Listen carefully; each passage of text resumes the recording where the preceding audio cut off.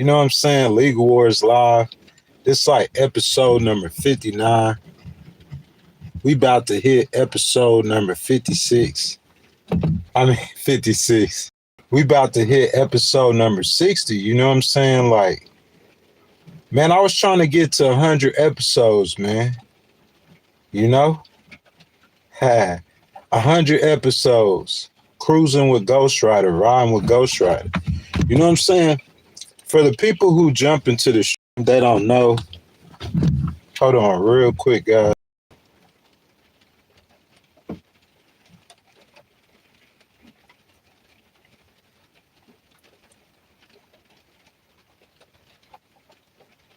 You guys coming to the live stream, if y'all are watching this after it was pre-recorded, I ask that y'all like the video. You subscribe to the channel. Make sure you guys hit that notification bell as well. You know what I'm saying? So for the people who don't know, you know what I'm saying, Legal Wars Live started in 2024. Like just run over a little, I wouldn't say a history lesson, but just a little background. You know what I'm saying? Started in 2024. You know, progressed on. I started in the war room, man. You know what I'm saying? It was at my pop's house, bro. Like I was in that room for like over 20 hours a day on average for like about a year and a half, 2 years. You know what I'm saying? Mainly, or a year and a half just in that room. And I built my business, Miller Wright Legal LLC. Well, I won to appeal in the U.S. Court of Appeals, so that's why I started Legal Wars Live, Legal Wars Podcast at that time. So that's in 2024, man. And going into 2025, like did the Texas tour, January through March. You know what I'm saying? Staying in hotels. I got to Mississippi visiting my mom. I'll say probably around April-ish, you know what I'm saying? And then from July, I went on the road due to a situation back in my hometown, you know what I'm saying? And me going on that road at that time in July, that's when I started the We the People tour. You know what I'm saying? I say, bro, like you guys know, y'all come in here, I talk about it all the time. You know what I'm saying? Up here in New York, I'm from Mississippi, man. You know what I'm saying? It was like a bucket list thing. There's many of blessings in this journey, but you know what I'm saying? There's many hardships as well that goes with life. What I'm trying to get to today, I think that connects into the content that we're going to go over today. So getting into the content that we're going to go over today, I'm going to start with myself, looking at myself.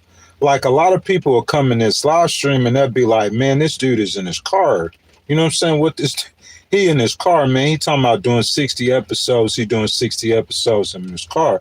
What I tell you is that's authentic. Me being in this car doing these live streams is authentic. Guys, if I was going for a 6-month period of time, or let's say 3 months, because I'm doing the tour, so I'm doing the live streams outside. We finna go do that again soon. But say I'm going through a 6-month period of time, you know what I'm saying, to where like I'm homeless or something, or I'm sleeping in my car or something. If it's by choice, it's by force or whatever. But say it's temporary. So during that period of time, I want to bring you guys content. I could have easily just brought you guys videos and did live streams from hotels. You know what I'm saying? Posting pictures of just standing on Times Square, or posting pictures of just, you know what I'm saying, standing. Like I didn't do any of that. I kept it real, man. Authentic. That's the word that I'm looking for today, is authentic. And that's what I think me bringing this content to you guys from this car is authentic and it's real. And that's what it's about to me. It's about not being fake. It's about being real. So going from that perspective, integrity, values, and morals, that's where we're going to. You see what I'm saying? To me, being real connects directly into having integrity. Because usually if you're real and authentic, you'll have integrity. And being real and authentic is having morality and having values. So that's why I start just being real and authentic. Usually if I just be real and authentic and I don't tell lies, being real and authentic is not being tough. It's not being bad. It's being true to who you are. And don't try to deceive people. Don't try to manipulate people. And that's why I strive to live my life. So having said that, I'm going to just start with the quick story before we get into the news. So, guys, you know, in the Congress, the Republicans, if I'm not mistaken, in 2024, they had a 3-seat majority. That 3-seat majority the Republicans have had is down to a single seat. So as of this time, if I'm not mistaken, the Republicans have a 1-seat majority in Congress. Am I right or wrong, guys? As y'all come into the live stream, I ask that if y'all on a cell phone, double tap your screen, like the video, subscribe to the channel. Make sure you guys hit that notification bell as well. I welcome you guys, Republicans, Independents, and Democrats. Jump down in the comment section and let your voices be heard. So the Republicans started with a 3-seat majority, is down to 1-seat majority. And to me, I think that's important. So we can understand that the Republican Party is the party of what I just was talking about, of morals and values and integrity. Am I right or wrong? They wear that on their sleeves. Morals, values, and integrity. You got a 1-seat majority. So what do? You say, Ghost, what are you talking about? We're talking about Representative Tony Gonzalez, from the state of Texas.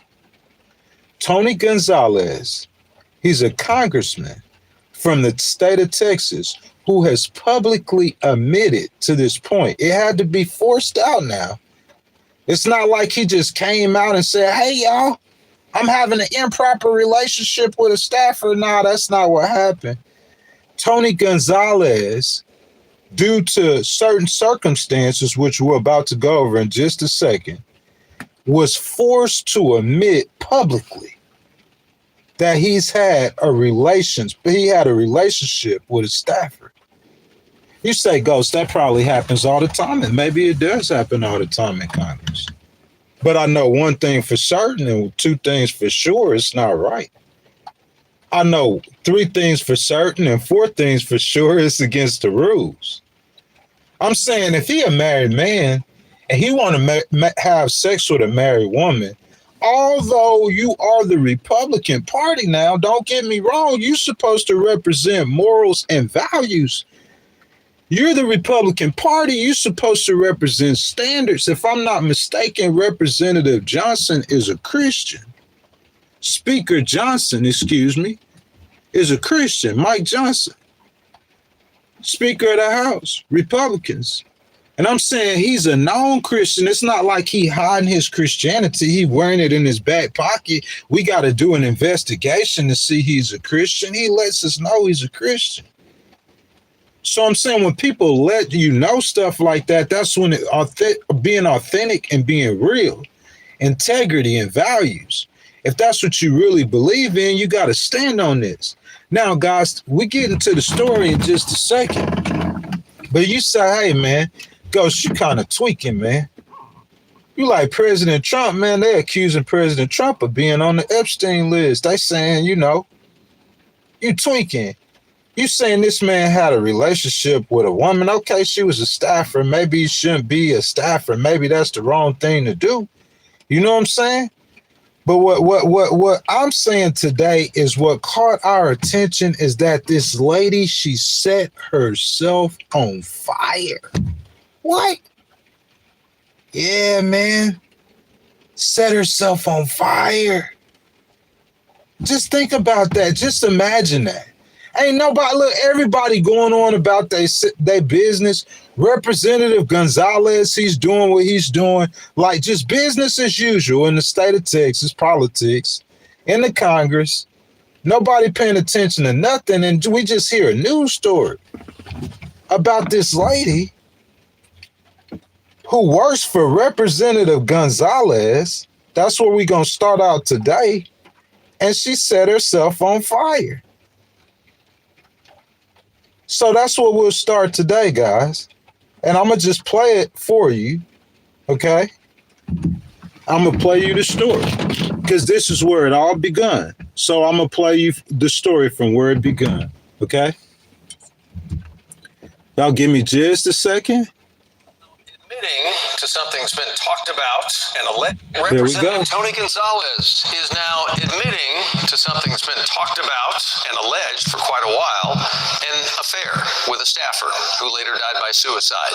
The San Antonio area congressman calls it a, quote, lapse in judgment, end quote, and that came from an interview with conservative radio host Joe Pags. Text messages obtained by CBS News reveals the congressman asked for explicit photos from former staffer Regina Santos-Aviles in May of 2024. The alleged affair is under review by the Office of Congressional Conduct. Meantime, Gonzalez, for the moment, is headed to a primary runoff for his seat in May. Y'all, let me get this straight. I'm saying this is the whole problem that we have in America. Texas. This is why we have an Epstein list. You understand this? This is what I'm saying. If I was President Trump, if I was Speaker Johnson, if Ghost could give you any advice at all, think about it. You, the president who's being accused of having sex with children. I'm saying, in my opinion, this is an opportunity for Speaker Johnson and for President Trump to stand up and to say, hey, listen, bro, we care about politics. We care about keeping control of the House, but this type of behavior will not be tolerated, man. So I'm saying what we got right here, guys, from what we just heard, that a lady set herself on fire and she worked for Tony Gonzalez, who's a congressperson from San Antonio area. And Representative Gonzalez has admitted, y'all just heard out of his own mouth, this is an improper relationship he's admitted to having with this lady. So we're going to jump into a story, New York Times. It was published on March the 4th. Representative Tony Gonzalez, the Texas Republican, who is fighting to hold on to his seat. That's what I just don't understand. Like, how is he fighting to hold on to his seat still? I'm saying once the man came out and admitted that he had improper relations with this lady, and you know that this is against House rules, in my opinion, this is an opportunity for President Trump and Speaker Johnson to show that this kind of behavior will not be tolerated. He's trying to hold on to his seat amid allegations of having coerced a staff member into a sexual relationship. Guys, this is the party of morals, and this is the party of values. Admitted to the affair on Wednesday night, calling it a lapse in judgment and a mistake. But in Mr. Gonzalez's first comments addressing a scandal, he has tried to ignore for months. That's important. That's key. He spent only a few moments expressing contrition about lashing out at the media, his political opponents, and the widower of the aide with whom he had a relationship. She died after setting herself on fire in what was ruled a suicide. Guys, think about it. This guy is back here, and we're going to get deeper into the story in just a moment, because I want to expose how cruel this man is. You see what I'm saying? And I'm saying he putting forth lies, and he telling stories, and he's trying to, and this is the party the whole time. Y'all remember this Republican Party? This is the party of morals and values. Where my Angelos at? Where my Brian C's at, who say the Democrats are evil? The Democrats are the problem. The Democrats are terrorists. The Democrats, it's all the Democrats, because we are the party of morals and values. But I'm saying a woman set herself on fire. Think about that, guys. How many times? Think about the mentality and the mental state you have to be in to pour some gasoline on yourself and go get some matches and set yourself on fire. It's that bad. So she set herself on fire. Ball striker, good morning, good morning, good morning. She set herself on fire, guys. And after she set herself on fire, it's no way. So what's wrong? What's going on here? That's what makes us get attention or have attention. And I guess the investigators, people start investigating, start asking questions, and they know Mr. Gonzalez, he been doing something funny against the rules with the staffer. But I'm saying for months, he lashing out at the media, his political opponents, and the widower, the woman's husband, who killed herself. But don't feel sorry for him too soon, okay? In a radio interview with a right-wing host, Mr. Gonzalez scolded the media. He's scolding the media. While I'm admitting to a sexual relationship with the staffer, which is against the rules, which had to be pulled out of me, while I'm admitting to that, I'm going to scold the media like it's the media's fault. Like the media was having sex with a woman who is married, and I'm sure I'm married too. First of all, let's start right there. The party of morals and values. It's the Democratic Party that's evil. It's the Democratic Party that's devils. It's the Democrats, they demons. Democrats, demonic demons. But I'm saying I'm the party of morals and values. I care about morals and values. Sure, we might have a politician or 2 or 3 or 5 or 10 that's on the Epstein list, but not the whole Republican Party. We the party that you should vote for if you believe in God. We that party. So I'm saying besides the staffer, first of all, if I was single and I'm not married, and the staffer is single and she not married, I'm saying if you a Christian, you ain't supposed to be having sex with. But I'm saying I'm married and she married, so I'm going to destroy my life and my family, not my political life. You know, I'm running for re-election. You know, I'm in the runoff. I got to stay in the election. But what I'm saying, I'm going to destroy my family life, and I'm going to destroy her family life. Forget it's against the rules. And then I'm going to lash out at the media and say it's the media's fault. Sharing certain information that is beneficial to them. I'm saying, Mr. Gonzalez, what's beneficial to the media? Because we going to talk about it.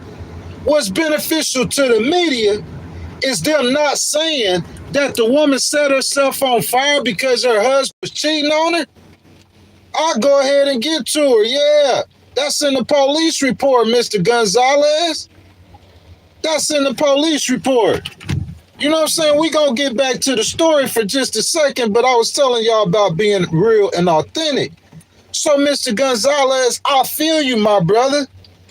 The media is not sharing the fact, Mr. Gonzalez, your argument. Let me go ahead and litigate your argument for a second before we get back to the news. So, guys, the woman, she sets herself on fire. They doing the investigation. They found out that Representative Gonzalez was having an improper relationship with her. But in the police report, when the police went to the scene and the first responders, what she told the first responders is that she set herself on fire because her husband was cheating on her with her best friend. That's what she said.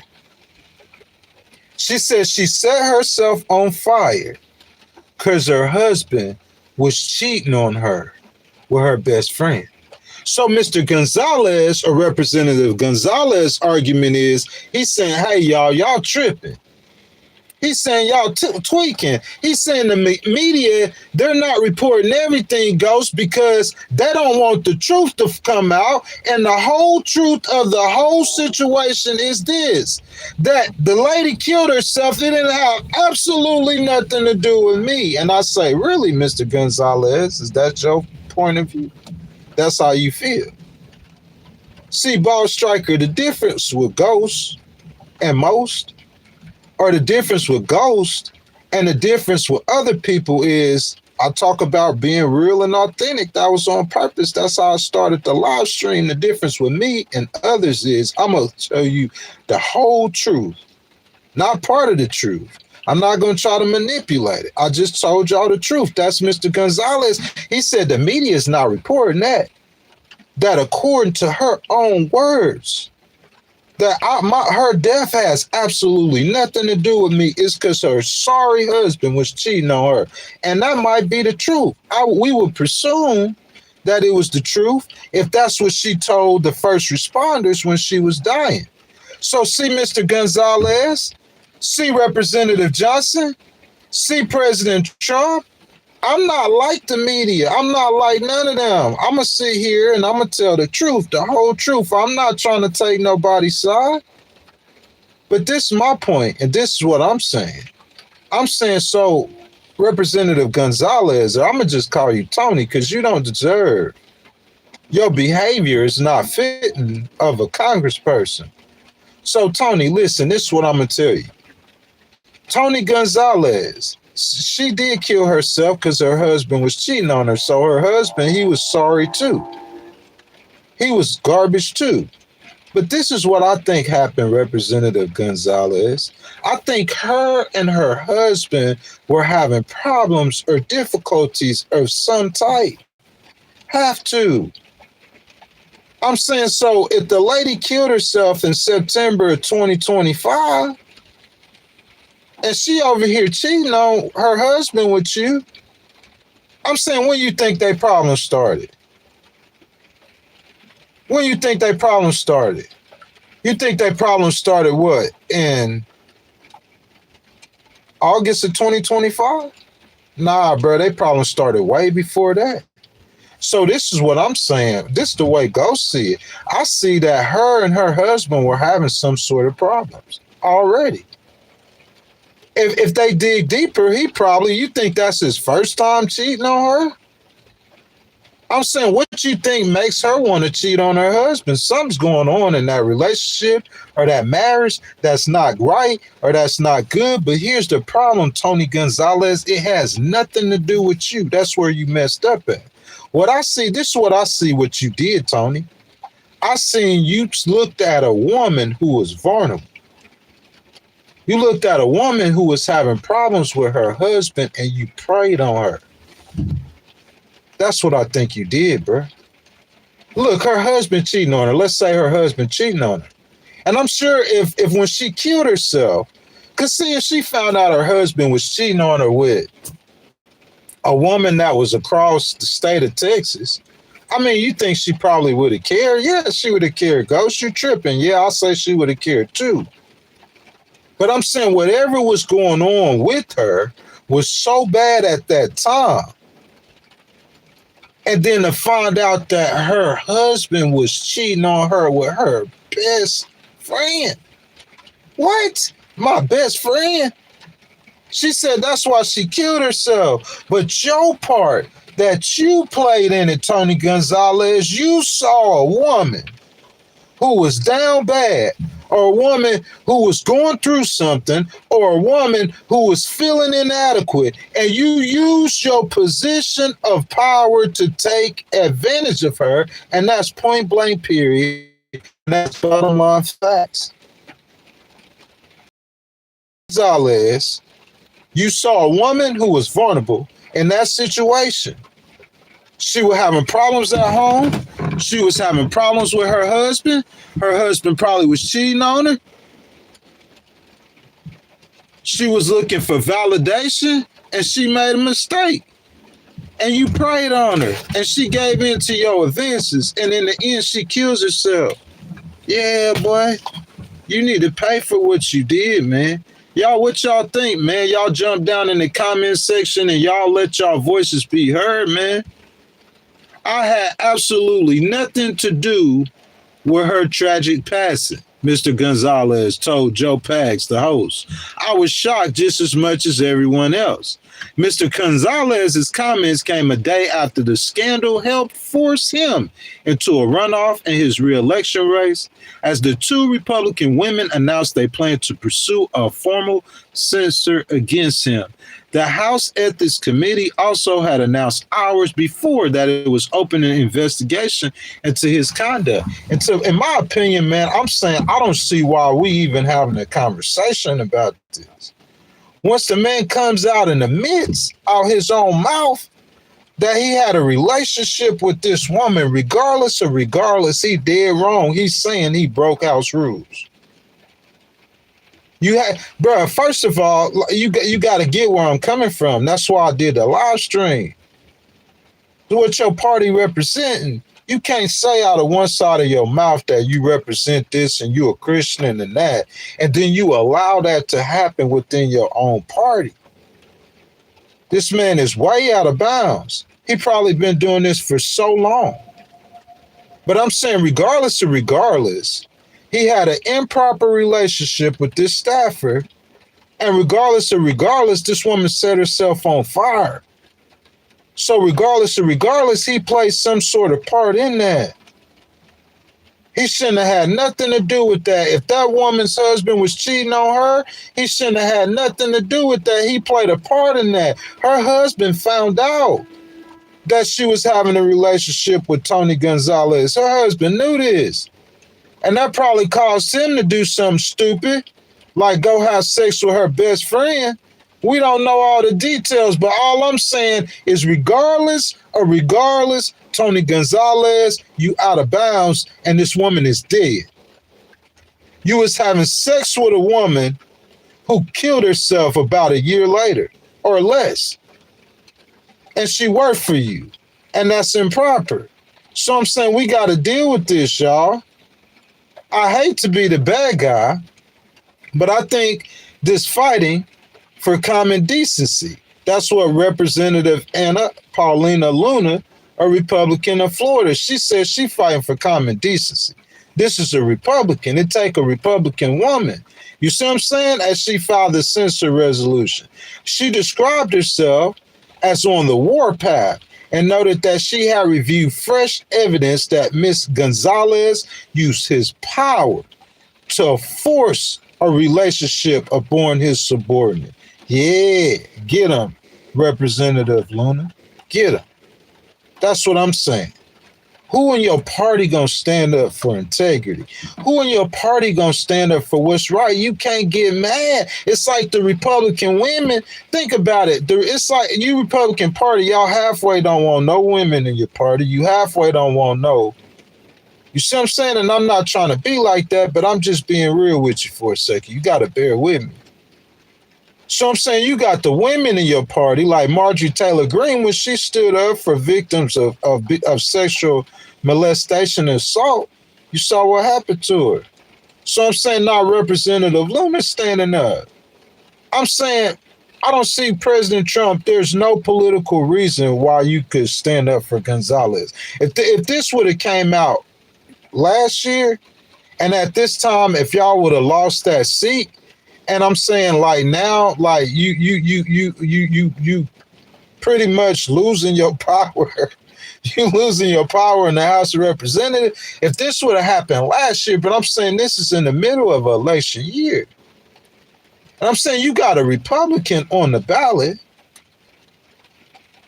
right now that's running against Tony Gonzalez that you could just let that Republican run. I'm saying, why stand beside Gonzalez? Or why stand behind him? Or why not just publicly come out and say what he's doing and what he has done is reprehensible. And he needs to go. Point blank, period. I'm saying, what if he wins the election? What if he wins the runoff? I doubt he will. You know what I'm saying? I'm sure the voters of Texas are going to have their say. And maybe that's what Speaker Johnson and what President Trump, you know what I'm saying? But I'm saying, if I was y'all, I would force the dude to resign. He needs to just resign. Why spend money on a runoff? Why? I got a billion reasons. The dude is way out of bounds. In an interview, Mr. Gonzalez dismissed the calls for his censure and for his resignation as coming from colleagues that want to see the Republicans fail. So she wants to see the Republican fail. This is a woman who wants to, this is a Republican woman, just like Marjorie Taylor Greene, a Republican woman. They want to see you fail because they checking you. You getting checked for sexual impropriety from men, from the Republican men. Because I'm saying, I'm sure that's going to hurt y'all in the voting. I'm saying we knew about Jeffrey Epstein, but one thing for certain and two things for sure. Everything that has came out about Jeffrey Epstein up to this point, we didn't know none of this prior to 2024. Y'all feeling that? All of this came out after 2024 with Jeffrey Epstein. So that's what I'm trying to tell you, man. Like, this is just, to me, it's just like I don't understand. I don't understand what the Republicans, they're thinking or their position, or why Mike Johnson would even attempt to try to protect this dude.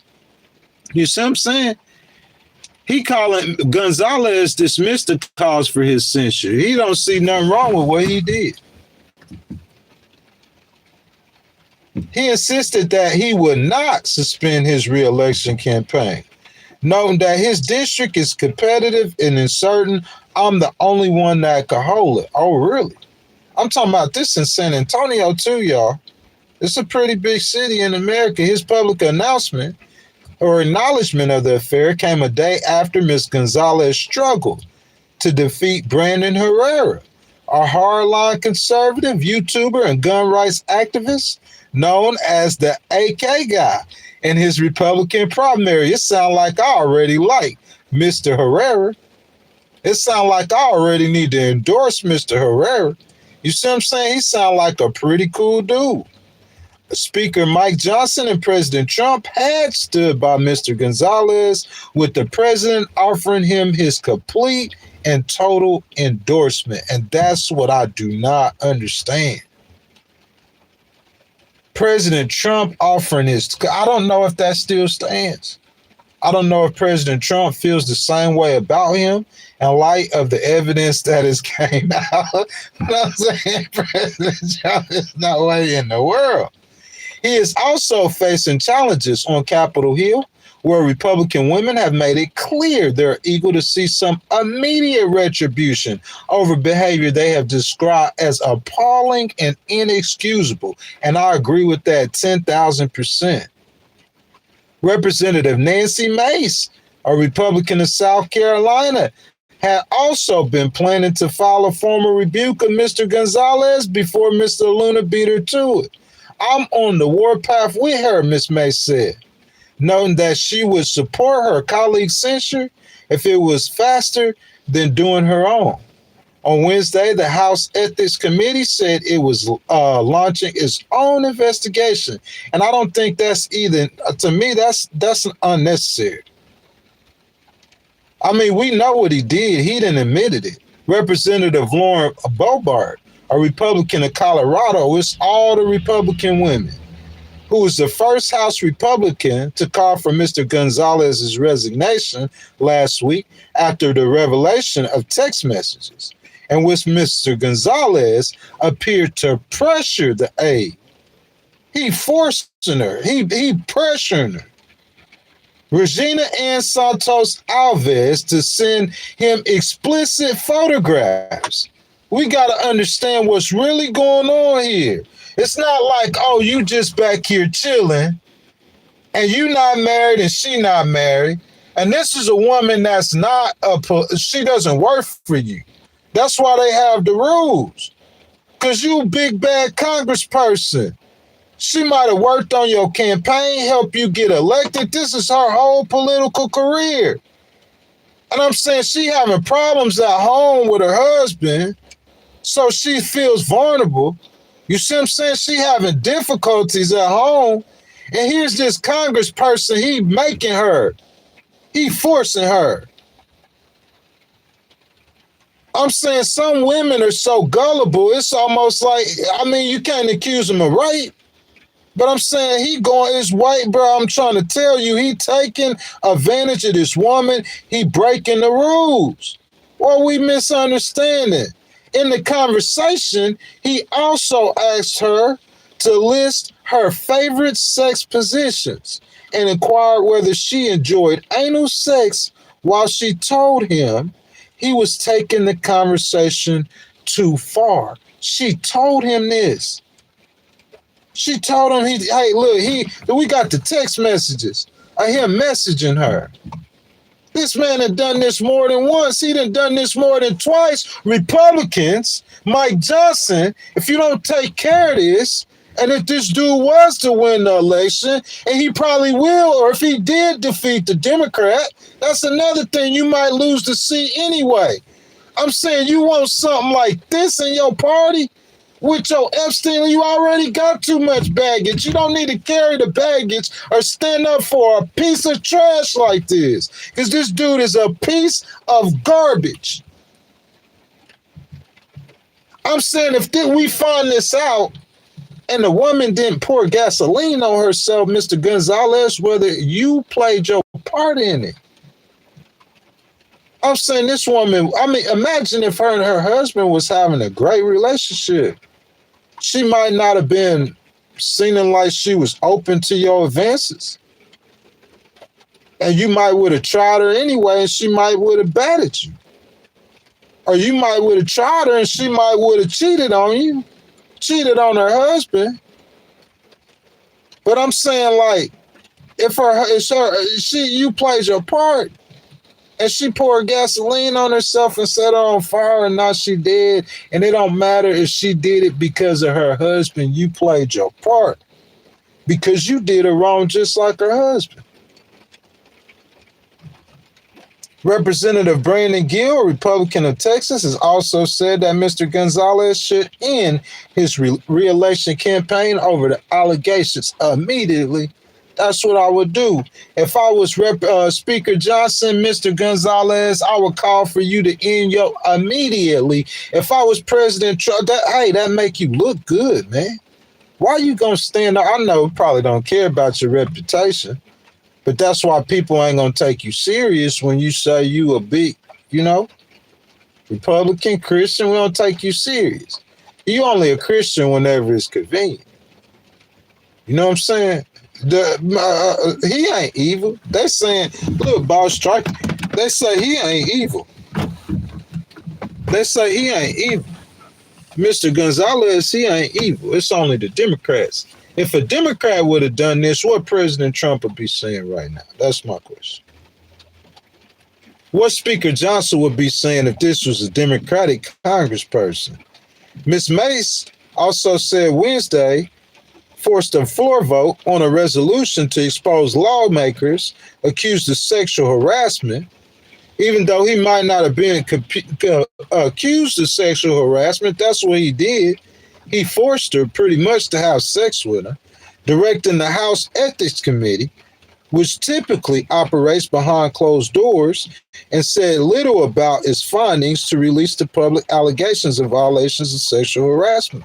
Ahead of the vote, the top Democrat, top Republican on the ethics panel issued a statement opposing the move, arguing that forced disclosures could chill victim cooperation and witness participation and ongoing and future investigations. The resolution on Wednesday was kicked back to a committee move. Ms. May said it was a way for the establishment to protect itself. Both parties colluded today to protect predators, she said. Both parties. She said both parties. Ms. Luna said it was disgusting how this institution protects itself. She added, we just had a member of Congress literally sexually harass a woman who later lit herself on fire, and you guys are protected. It's unbelievable. If you talk to the Democrats might have a reason why they protect them. I'm sure it's more than just the reasons that we know of or what was being talked about or reported. If you talk to the Republicans, they might have a reason why they protect them. You see what I'm saying? Of course, we know the reason the Republicans, they don't want to lose that seat. Not right now. Mike Johnson going to say, hey, Ghost, we're going to wait till that election. You see what I'm saying? Because, hey, we the Republicans, we won that seat. He made a mistake. We got an election going on. Let's just wait till the results of that election. I'm fine with that too. All I'm saying is you need to take a stand for what's right. If you're the party of morals, if you're the party of values, when they call you on your immorality and your lack of values, then you need to take a stand for what's right. That's authentic to me. That's what being authentic and being real is. You see what I'm saying? That's what having integrity is. It's taking a stand for what's right, man. Point blank, period, man. If you guys have liked the video, I ask that y'all double tap the screen for your big boy, big ghostwriter, man. Subscribe to the channel. Make sure y'all hit that notification bell, man. It's raining out here in big NYC. Ball Striker says, I can't do nothing but shake my head at all of it, man. I'm at the point where all politicians are not worth anyone's vote. It seems like that. But this is what I'm saying, though, Ball Striker. I'm saying we all humans, man. So we all are prone to make mistakes. I'm not saying he didn't make a mistake. I understand he might have made a mistake. If it's a situation where you're saying you could allow the voters to decide, maybe so. But what I'm saying is what he did was improper. It was against House rules. It's not like this is the president. He's a representative. He's a congressperson. So, Ball Striker, I am in 10,000% in favor of him ending his reelection campaign. To me, you have a Republican that he's going into a runoff with that is better suited and better equipped with not the baggage that he got. You got to stand against that. Don't let the voters stand against that. You see what I'm saying? You need to stand against that as the Republican Party. You need to stand against racism. You need to stand up. That's what's going to differentiate you between the Democrats. Because, I mean, like, what if it was a Democrat in that situation? We know President Trump would have been called for his resignation. We know Speaker Johnson would have been called for his resignation. You see what I'm saying? But I'm saying you got Republican Congress people. You know the Democrats, that's politics, but the Republican women in the House, they know that's wrong.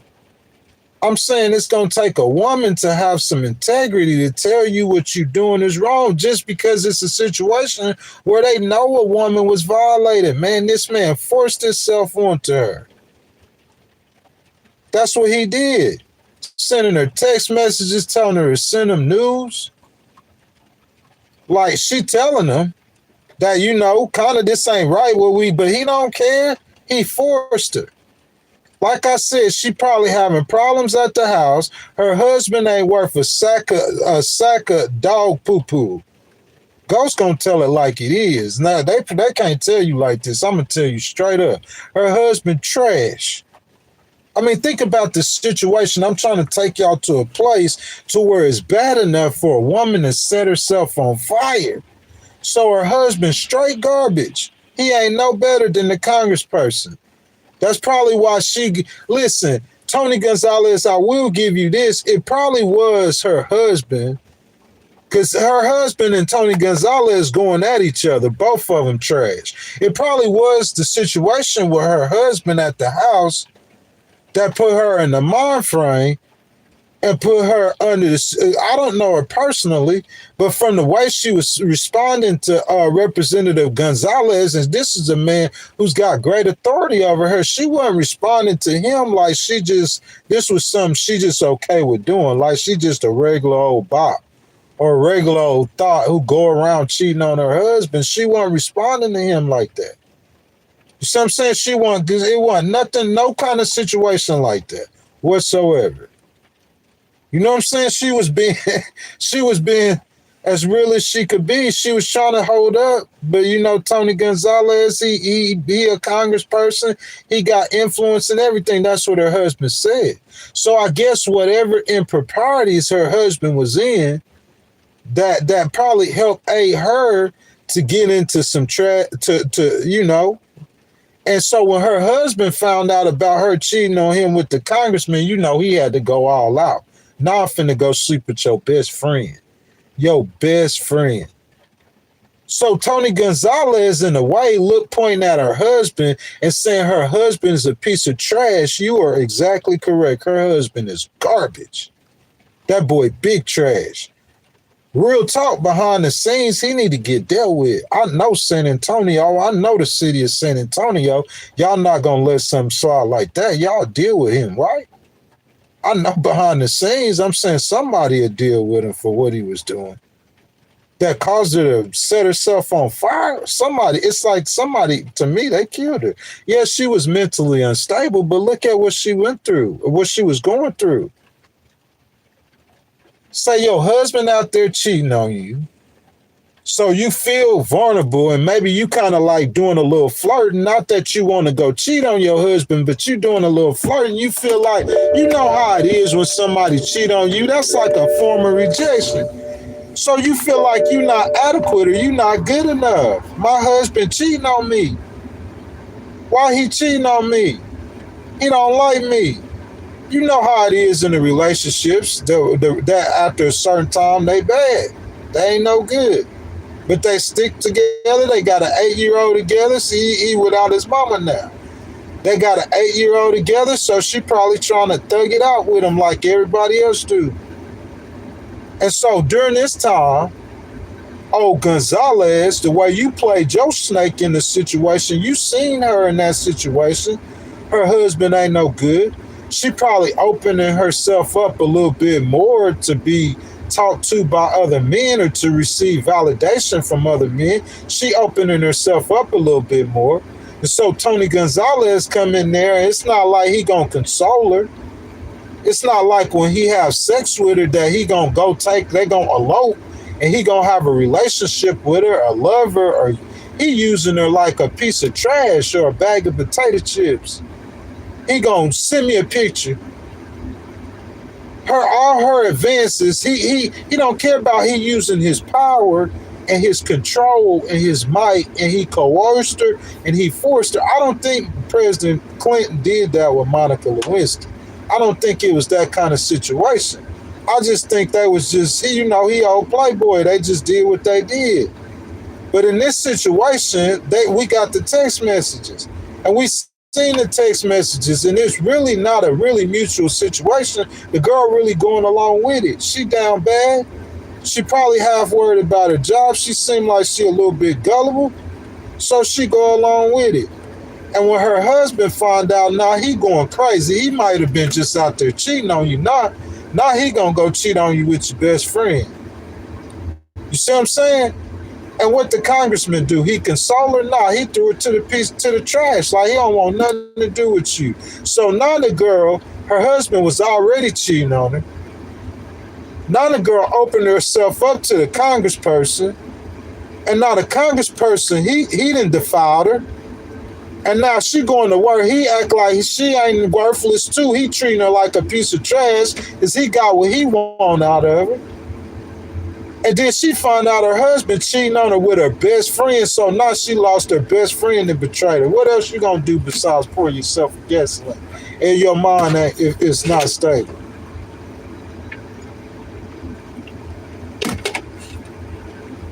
All I'm saying, all the Republican women in the House, it's just the Republican women who got a problem with Tony Gonzalez. I don't understand that. It's just the Republican women got a problem with men who molesting children or who is accused of molesting children. Because you accused of molesting a child don't mean that you ever molested a child, but I've been accused of a lot of things. A lot. Now, I'm 46 years old right now. So most of the men on that Epstein list, they're older than me than I am right now. But I'll scoot back with you. I go back to I was 35 years old. From the time when I was 35 to I was 37, I had relationships sexually with over 100 women in an 18-month period. Think about that, the chances. I've had a lot of haters for a long time, not one of them. Not one of them. Not one of them was below the legal age. Not one of them. Number two, not one of them. I say it again, not one of them. You could go back to when I was in my 20s. When I was buck wild, just doing whatever. Go back to when I was in my 20s. Not one female in my entire life, and you talking about nearly 250 women, not one woman ever said that I forced myself onto her. Not one, ever. And so you say you go into the time when I was a full-grown adult, when I was 35 years old. I'm 46 years old. Okay? Out of the last 11 years, 5 of those years I was celibate.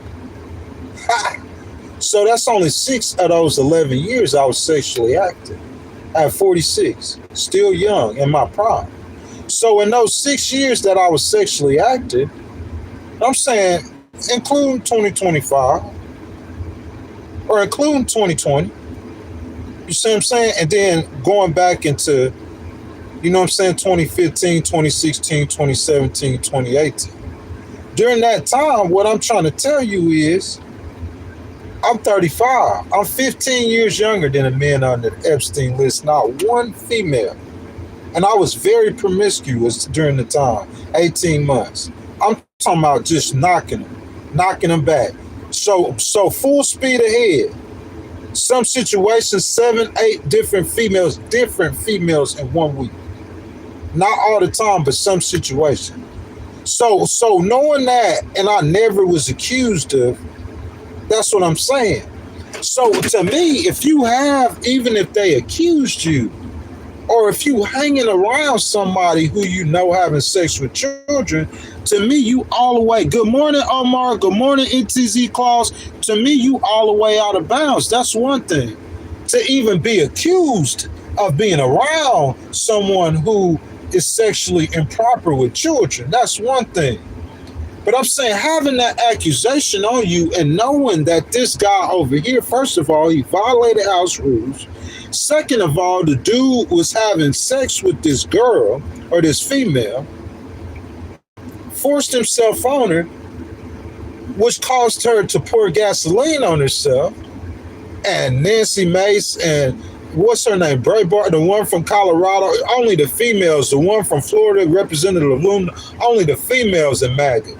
Margie Taylor Greene with the Epstein files, only the females gonna protect women. Y'all men in the Republican Party, y'all don't believe in protecting women? That's just my question. Omar says, I don't know how many degeneracy and criminal Republicans have been involved in before y'all realize it's not the party of God. But what I'm saying is the reason why, Omar, I need the Republicans in the live stream today, because my boy Angelo be saying that the Democrats are demons. My boy Angelo be saying that the Democrats are and the Republicans are the party of morals and values. Listen, if they are, this is an opportunity to show us that y'all care about morals and values. Y'all only care about morals and values when the Democrats have someone who does something improper. Or y'all only care about morals and values when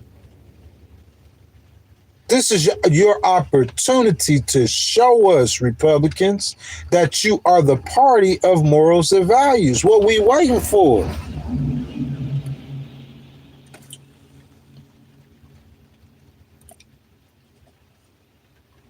G.I. Ray, we could talk about that in just a second. We hadn't even been talking about this conversation for an hour. NTZ Claus says, what kind of prom you lived past 35, my G? You said, what kind of prom? Like, you know, I'm talking about mentally. I'm talking about, you know what I'm saying? Physically, spiritually. You see what I'm saying? You said past 35 years old, I lived a lot of prom. I lived a lot of life. If you look at a situation that I'm in, a temporary situation, but through that temporary situation, I'm in New York, Detroit, Chicago, Ohio. I'm saying, what we doing? The people who hating on me, I'm thinking of a girl right now who live in Texas, used to be one of my friends. What's she doing in life? She bought a house? So I'm saying, when I go buy a house, then I'm saying, what you done in life then? You bought a house, I bought a house. Name me within the last 10 years, name me 3 times that you left a state and didn't go back to Mississippi or a state your husband from. Tell me the vacations y'all took. Tell me how many times y'all been to Seattle in the last 10 years, or been to New York, or been to LA. Because if you hadn't left your hometown in the last 10 years, you're not living a life worth living, in my opinion. I don't care how much money you got. That's not a life worth living for me. You see what I'm saying? I'd rather be in this car in New York than to be in a house in Mississippi, bored and miserable. Most definitely. It's just what you want in life. It's what you, because see, me being in the same spot, bro, I was stuck in the same spot for like 2 years. You know, as soon I'm finna fly, them doors open, I'm finna fly. I'm not finna be stuck in no spot like that. I'd rather be stuck in this car where I have the opportunity to go or come as I please. Or stuck in a city that I'm not from where, you know what I'm saying? Like, you talking about stuck in the same spot. You might not have grew up and you could have went and bought a house, but you still been in the same spot. I'm saying don't leave the spot. I'm saying at least my pops, man, like, shoot, that he went out of the country for like 2 weeks. He go back home to Mississippi. They might go here and there. I mean, like my big sister, I'm saying they be going all over America. Like, I could dig that. Yeah, like the kind of lifestyle she lived, like I'm gonna work 4 or 5 months, you know, married, living in the same nice house. But then like 2-3 months out the year, we on vacation. Yeah, now I ain't saying I envy it, but something like that I could feel. But these people, bro, they just living the same boring lives, getting up, going to work. And you say you bought a house. I'm saying if I wanted to live that life, I would. That's not what I choose, bro. I need to see and go and move. I'm gonna buy a house. I'm gonna stay stationary, but not stationary like you stationary. See what I'm saying? I could tell you guys since 2016, or maybe before 2015, I've been to Chattanooga 6 times. And I live 7-8 hours away. Since 2016, in 10 years, I've been to Chattanooga 6 times. So that show you how much I travel. And I live 8 hours away in a different state. So I'm saying when I buy a house, you feel what I'm saying? I'm still gonna be moving around. I can't, if you own a house or own property, I'm gonna ask you where you stay at. Not the people who live up here on the East Coast. I'm talking to my friends in the South. How many times y'all been to New York City in the South? Any one of y'all. Name the time. I don't want to go to New York. Okay, where you want to go? LA? Come on, give me one. Besides my friends who live in Texas, how many times you been to Houston? How many times you been to Atlanta? How many times you been to Miami in the last 10 years? Because if you ain't doing that in your life, you ain't got no life that I want to live. I don't care if you worth 10 million. That ain't no life worth living. Listen, how many, sir? This just ghosts. This just how ghosts feel. Look, watch this. Let me see this. I just want to explain how I think. How big is our? How big is our Earth? Listen to this, y'all. How big is our Earth? How big is Earth? And I'm going to tell you about people who talk about my life. The Earth is approximately 24,000 miles. Listen to that. 24,000 miles in circumference. Okay? And let's say you live in a city close to Houston, Texas, and you married and you got a child. Or say you used to live in a city in Mississippi and you single, but you got a girlfriend who got a child. There's 2 people I'm thinking of. I'll be real. 2 people I got in your mind who always contradicting me and hating on me in my life. Both of these people I'm talking about, one in Mississippi and one in Texas. They both got jobs, decent jobs. I say one of them, she married, so they probably together, her and her husband, they make less than 100,000. And the other guy who used to be my homeboy, he probably make about 60,000. But he ain't really single. He kind of got a girlfriend. She kind of cuckoo.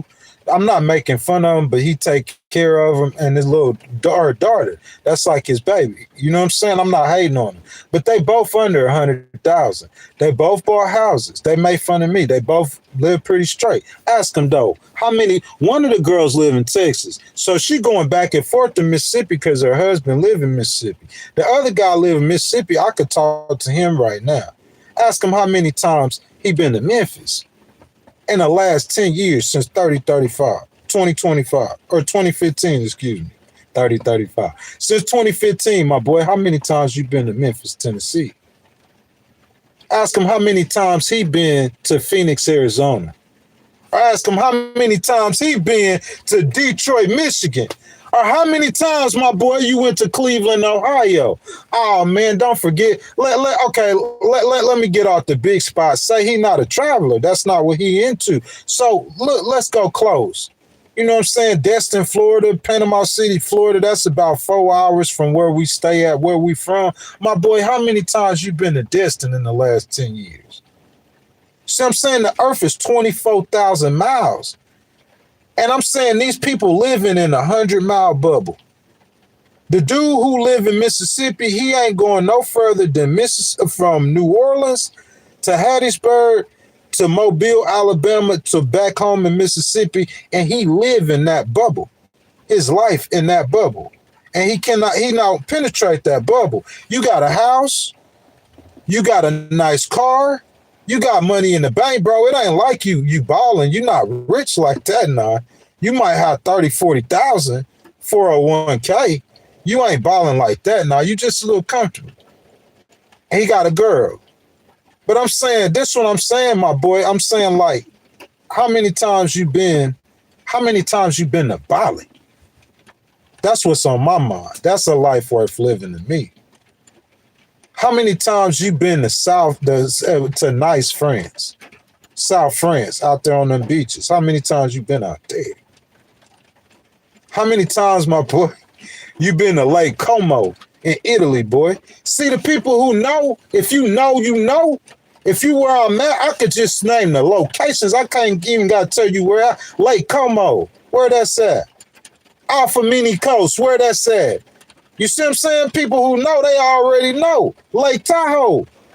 I'm saying I got friends, my little homegirl in Texas. I tell her Lake Tahoe, she don't even know where Lake Tahoe is. I'm saying, boy, in June, your boy Ghost Rider, he might be riding a jet ski on Lake Tahoe, boy. You don't even know where it is. I'm going to be riding a jet ski on Lake Tahoe. You don't get it. You see what I'm saying? Like, look, bro. I'm saying in November, bro, I got 15 racks. 15 racks. Think about that. 15 racks. Oh, man, you could have bought a place to stay in. Yeah, I sure could have. $15,000, you could if you could find an apartment where the rent is $1,000 a month, and there's a lot of, you could get a decent apartment in a lot of places in the South with $1,000 a month rent. See what I'm saying? $12,000, you pay the rent for the whole 12 months. You ain't even got to do a credit check. I got 15 racks. I could just drop 12,000, get a decent apartment in Texas or right outside Houston, close to the Woodlands, and my rent paid for a whole 12 months. How I'm going to lose with my rent? I don't got rent for a year. How I'm going to lose? You see what I'm saying? I decided against that. That's not what I wanted to do. Bro, we get to May. I got 18 racks. So that's $33,000. November, December, January, February, March, April, May. In 6 months, that's $33,000. My homeboy in Mississippi, I ain't worked in 3 years. He getting up every day, 5 days a week, he's slaving. The girl in Texas, her and her husband, they get up every day and they slave. I get up every day and I talk on the cell phone. You getting up every day going to work miserable. You talking about my life and your life? For real? All them work, they don't think like that. You see what I'm saying? You just trying to look at somebody, try to laugh at them like you making fun, but I'm cool with it though, because she gonna see the picture eventually. I just took a different route to do what I was trying to do. but she gonna see the picture eventually. So look, bro, this is what I'm saying. Every day you up at work, every day you live in your life within 100-mile bubble. Every now and then she'll go back. The girl in Texas, she'll go back to her daddy house or to her husband daddy house in Mississippi. But she living in 100-mile bubble. That's not a life worth living to me. It's not. That's not what I want to do or live. I just told y'all $33,000 in 5 months. Neither one of my home people will touch no kind of money like that. Let's be real. You're not touching no $33,000 in 5 months. You're not touching that. Not the one in Mississippi. That $33,000 I touch in 5 months. That's as much as his life savings. He bought a house and everything. He not touching that, and she not touching that. Let's be real. Or she might. But that $33,000 wasn't all I touched. Nowhere close to it. I touched 10,000 more besides that 33,000 in 5 months. Yeah, that's me, the fruits of my labor, me getting paid for my work. I put in a lot of work like that this time too. So I'm saying on the tail end, I'm a litigator. I get paid on the tail end. So just stay patient. Just stay patient and let it work itself out. But I promise you, I don't envy nobody's life that they live because most people don't live a life that I want to live. I'm living how I want to live. I had the money to do anything I wanted to do when I had 18 racks in May. And the people who follow this content, this channel, the main supporters like Miss Lori, they knew I was waiting on the money. Bro, I took care. I broke my mama off. Make sure my family's straight. You see what I'm saying? I went and bought this car, and at that time I had 7 racks. And it's not, listen to me, it's not like I didn't think in my mind that, hey, you know what I'm saying? I'm going to give me a place to stay. You know what I'm saying? I went out there with my money in my pocket. I went out there and I signed a loan for an RV, brand spanking new RV. You can ask my family member. I'm not lying to you. This is in May of 2025. A brand new spanking RV. I signed a loan for it. By the time they closed the loan and they got back to me to do it, I changed my mind. I didn't even want to do it. Didn't even want to do it. I felt like I was just going to thug it out in this spot till the time came to where I'm going to buy a house. You know what I'm saying? God had different plans for me, though. And he loaded up my plate with cases. So when God loaded up my plate with cases, I had to make a decision. I could stay in that spot that I was in. Or due to the situation in one of my cases where I was probably going to be retaliated against, I could step out here. I knew if I step out here, it wasn't going to be the easiest thing in the world. I already know that. I know what's coming with it. But that's a choice that I made. I didn't want to choose to go stay here or do this, or she thinks she done bought a house, so you did something. I could have bought a house 3-4 times. They say, oh, go, you disabled, you a veteran, you could go stay in a low-income apartment like you smarter than me. I'm not stupid, bro. You don't think I could take, they lying to the people telling them I can't take care of myself. You feel what I'm saying? Because I'm moving the way I'm moving. This is a choice, bro. I'm choosing this. I'm saying, bro, I was in a house in Houston, comfortable. More comfortable than any of my friends are, I promise you. I promise you, way more comfortable. I didn't have to pay no rent. 0 rent. They out there working, paying rent. I told you I ain't worked in 3 years. Punch no clock. I didn't have to pay no rent. I was sitting there waiting on that money that y'all know I got, tens of thousands, filing cases and everything. Bro, I had my pops, bro, he'd cook dinner for me every night. Listen to me, boy, get the wax out your ears. That man would cook dinner for me every night, cook breakfast for me sometimes. I'm saying we were eating steaks and ribs every week. Go back and check the content on Instagram. Every week, bro, living good. You understand that? So I'm saying, like, whatever position you in life, all you got to know is I just was in that position or probably better. And I walked straight out of it, away from it. Understand that. I walked away from it with over 30, 40 racks. I walked away from the position in life you was in. I was in a position in life, you said, oh, Ghost, you didn't buy your own house. Maybe I didn't. But I still was living comfortable like you was or better without the headaches you got. You see what I'm saying? So you got to I just tell people, man, so they can understand what it is. You know what I'm saying? Somebody said, please leave this country. I will eventually, bro. You know what I'm saying? I will eventually go to Bali, but I'm saying until that time, how you going to run me out of something that's mine? You going to leave before I leave. Any one of y'all leave this country before I leave. Any one of y'all. I promise you, I got as much legal right to be an American as any other American. So how you going to get me out of here? You got to administer the law. I administer the law too. You could find somebody who might know the law better than me, but I'll find somebody who know the law just as good as you. What your problem is, you got to find somebody who could argue the law better than me. And y'all finna find out there soon in them cases. I'm waiting for the first dismissal. And I'm going to show you, and when we go to that appeals court, boy, I'm going to show you what time it is. Y'all must have forgot. Give me an opportunity. Let me come back out and retire. I run it myself like a quarterback option. I picture 10 G's, tell the chick to go shopping. She buys us some clothes and she bought me back a topper. See, homies trying to kick it, know that I don't play soccer.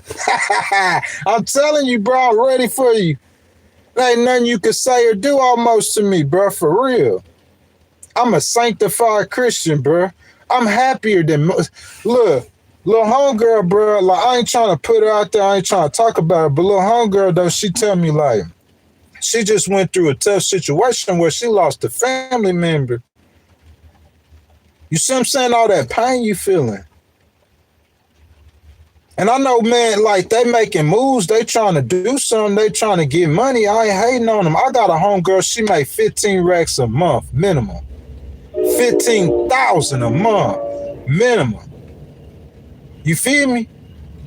Bro, I call her anytime I feel like it. You know, she got she not married, no family, she got kids, but she ain't green like these other people I told you. You know what I'm saying? But even though they green, they used to be my friends, though, I have to say that. But this other homegirl made 15 racks a month, bro. Yeah. Her daughter, she flew her daughter to the, what's that boy name? Weekend concert. They were in L.A. She told me to meet her in Tennessee. You know what I'm saying? But I didn't get a chance to catch up with her. You see how that's my homegirl? I'm going to talk good about my homegirl, even behind her back, though. I'm going to hold her down. You know what I'm saying? I didn't catch, but she made 15 racks a month, bro. So, like, you talk about somebody, a life worth living, bro. Even if you made the money, it's a lot of people got money, they not happy.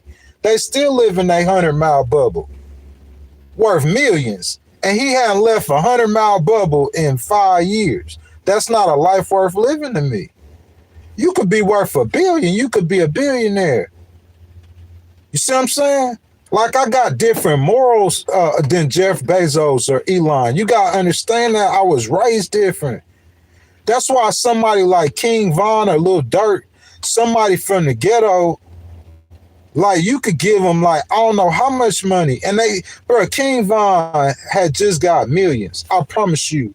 Him and Lil Durk, millions. This the situation that led to his life getting to. He had got millions.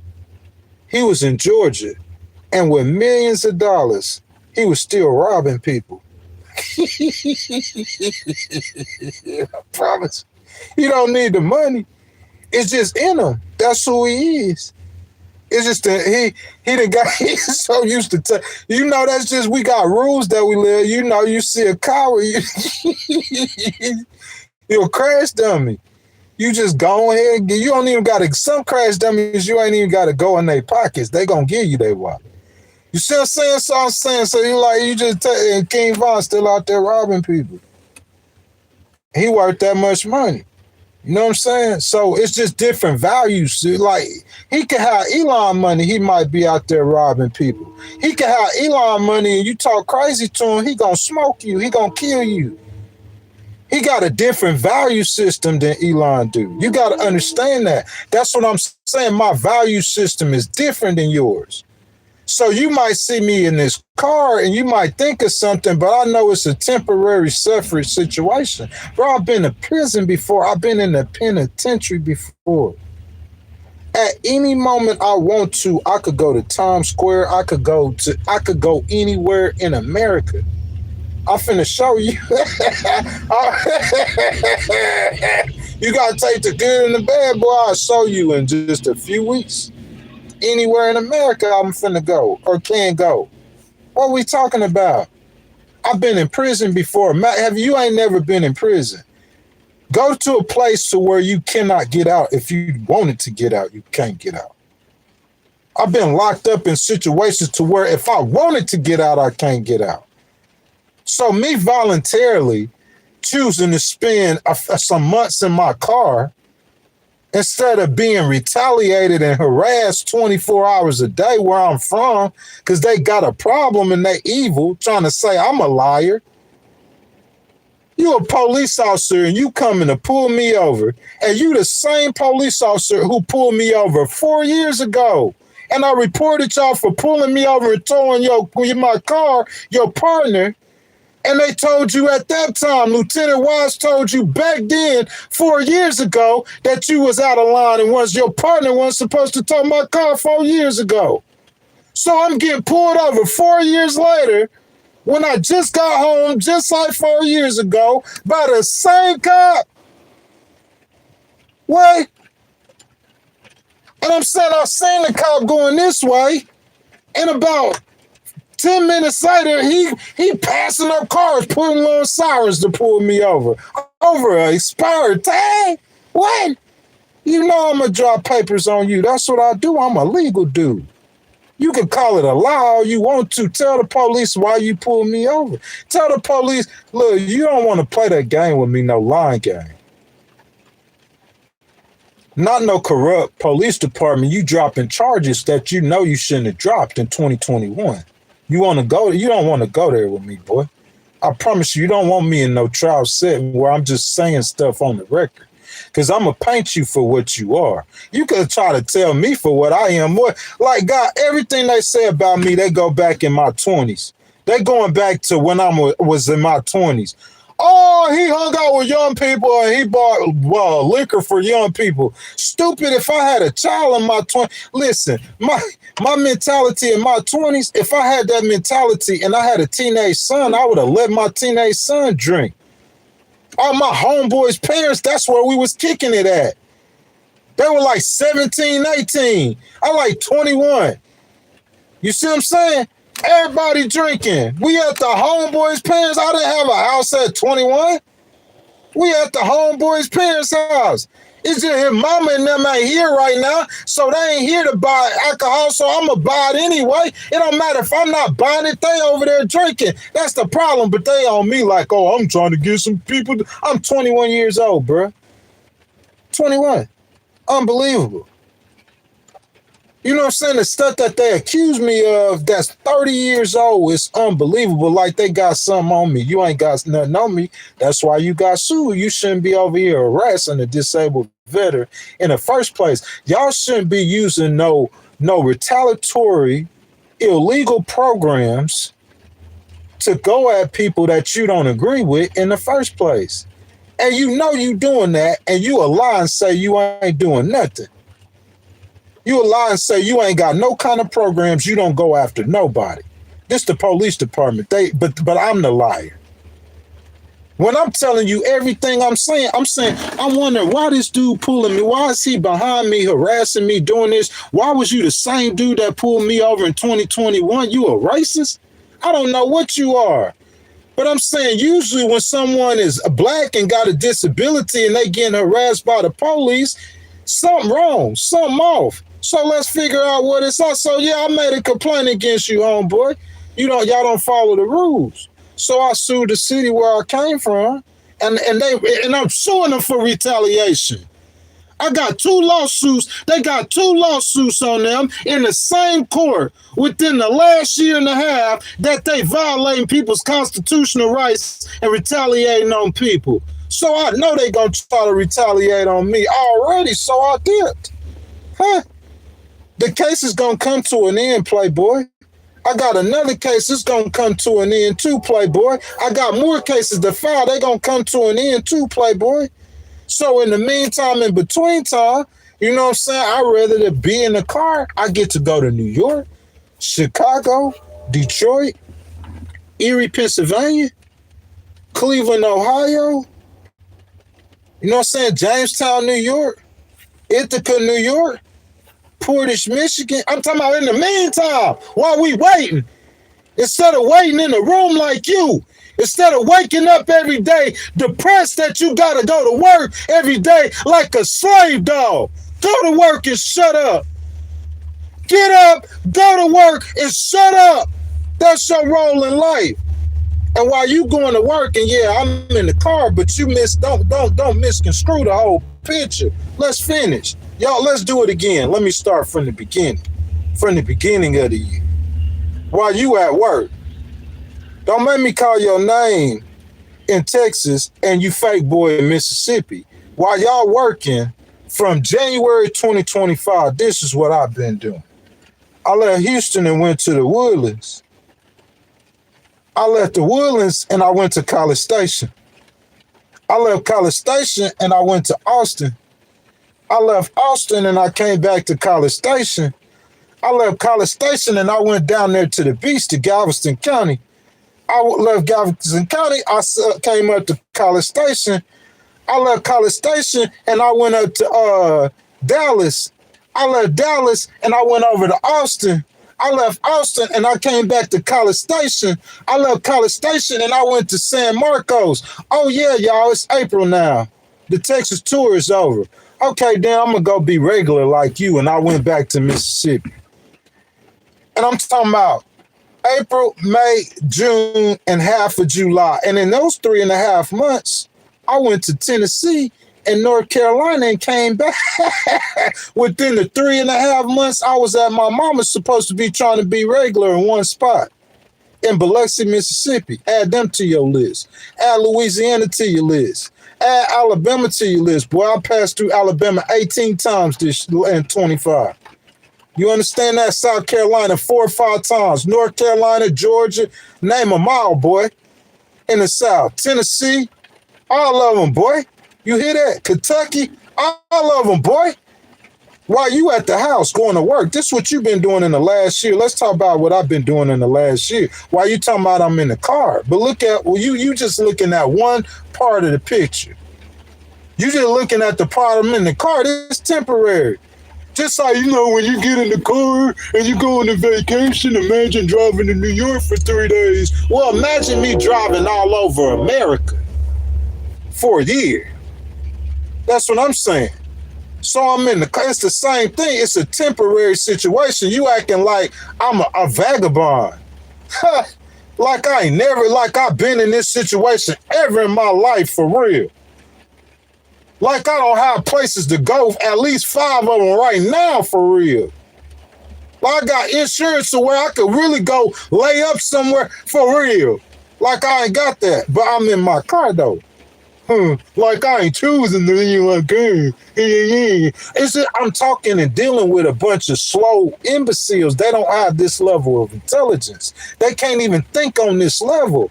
So it's like I'm playing with children my whole life. It's a man who taught me almost everything I know named Terry Collins. He told me, he asked me, he said, why I'm always explaining myself? Because people don't understand me, Terry. They like LD retardos. Bro, you seen me touch 45,000. Oh, he just wasted money. Oh, that's what he did. Oh, obviously, he don't want to get a place to stay right now, right here, and get an apartment and be stuck in an apartment living your life. Because in your last year, what you been doing besides going to work? I've been putting in work too. I filed cases and get money.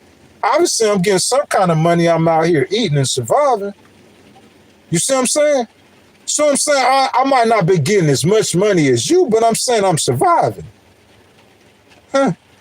I'm talking about clean, fresh clothes every day, boy. I'm on the live stream. I see. I might spill a little drink on my shirt. I think I spilled some down there. No, maybe not. You see what I'm saying? But come on, bro. Let's be real. So I'm saying we ain't finished the journey though. Let's get to July. Because in July, I knew I was going to file a lawsuit against this city that retaliates on people. And I'm from there, so I knew they were going to be bugging or tripping. So I knew that I'm not going to stay there and let you put me in jail or do something worse to me. I'm finna bang out. So let's finish what you've been, while you going to work in your 100-mile bubble. You don't live a life that's worth living to me. That's not a life I want to live. You in your 100-mile bubble, you go to work, you have your little sex, and what else? I'm saying, what's the purpose or the point of your life? You got a child, so you see the value of your life through your child. What's the value and the purpose of your life? What you accomplished in your life? I bought a house. That's not an accomplishment. That's the average thing. The majority of Americans buy houses eventually in their lifetime. So what you accomplish? Oh, I got a degree. That's not no accomplishment. I'm talking about do something that no other person do, like win an appeal in the U.S. Court of Appeals. Because you could go get your lawyer. He ain't never done that. What you accomplished in your life? I'm looking at, look, you buying a house and stuff, you might have to wait 30, 40, 50 work, but I already showed you I'll touch $40,000 in some months. I got that ability. And I'm 45, so I'm young. I'm a gambler. You feel me? So if we look at the law of statistics, at me 45, and I got the ability to touch 40 racks at one time, that ability, and I just started doing this. The law of probabilities within 15 years, bro, I'm going to end up a multi-millionaire. Because I'm not getting money like you getting it. You getting it in crumbs. For 27 years, when I left the workforce, I left basically from Tesla, making $1,400 a week, working 4 or 5 days a week. You feel me? So I made money like you, maybe even more than you, maybe less than you. But I'm saying like that one, $1,400 a week. I have a disability. That's not gonna. I need 14 racks. Like my homegirl, she getting it 15 racks a month. I can't hate on that. That's motion. You feel me? Hey, that's my baby though. I wouldn't never disrespect her like that. You know what I'm saying? I've known her 23 years. I knew her 5 years before she had either one of her kids. Her daughter like 20. I knew her 3 years before she had her daughter. You know what I'm saying? So I ain't gonna hate on Steph, but I'm saying like that's motion. You grabbing 15 racks a month, even if she working, that's worth working for. You making $1,000 a week. I'm saying I left the work. I chose to go to Social Security and leave the workforce making more than you make a week. Get that through your head. I chose to go to Social Security and leave the workforce. I got forklift driver certifications in here. You see what I'm saying? I got forklift driver certifications in here, boy. I chose, boy. You understand this? You know I always I got some kind of receipts on me, boy. I got forklift certifications in here in Texas. That's not the fight that I wanted to fight. I chose. So I'm patient, bro. I know it's going to take some time. I don't have to get up and go to work like you do or they do. Think about that. Like man don't work, neither shall he eat. He ain't talking about no disabled person and no person who ain't capable of being successful doing it. But you just got to understand the game, bro. And I'm just being real with you. That's why, I be on here just laughing and joking and playing with stupid people talking stupid stuff. You know what I'm saying? But, bro, I'm not having no problem. If I was having a problem with anything that's going on around me, I'll tell it out of here as soon as I want to or feel like it. Real talk. I felt like I might learn something. I might see something. Something might happen like God, like for some reason I'm here.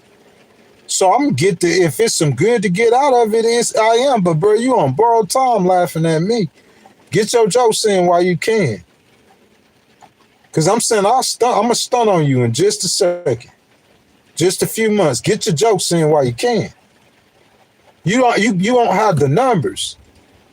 Each one of them lawsuits, I could sue you 3 or 4 times. I could spin around, sue you again, and that's 3 more lawsuits. And you got 5 of them on the board at least right now. So if you can make 2 of them, and you could go 3 lawsuits per case, you talking about 30 lawsuits. How in the world you gonna get out of paying something and you get sued 30 times in about a year or 2 years?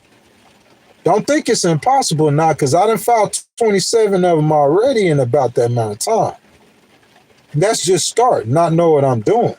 So I'm saying, me knowing what I'm doing, bro, how you get sued 30? And I won 9 out of 11 conclusions. I won 9 out of 11 conclusions. And in your mind, you think you're going to get away with it. Well, I'll let them think and say whatever they want to say. You don't got the numbers. I'm only 45. I do this for 15 years. And I'm saying I'm touching 10,000 or more every time I do this. I'm saying you don't have the numbers. It's just a matter of time, boy. I'm a jackpot on you. I'm going to hit the jackpot. We'll both be 50 years old.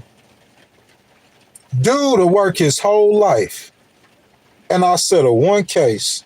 And I'll have more money than he got in his bank that he worked for his whole life. And I go buy a bigger car than he got that he worked for his whole life off of 1 case. I could pass his whole life's work. Half of these people hating on me.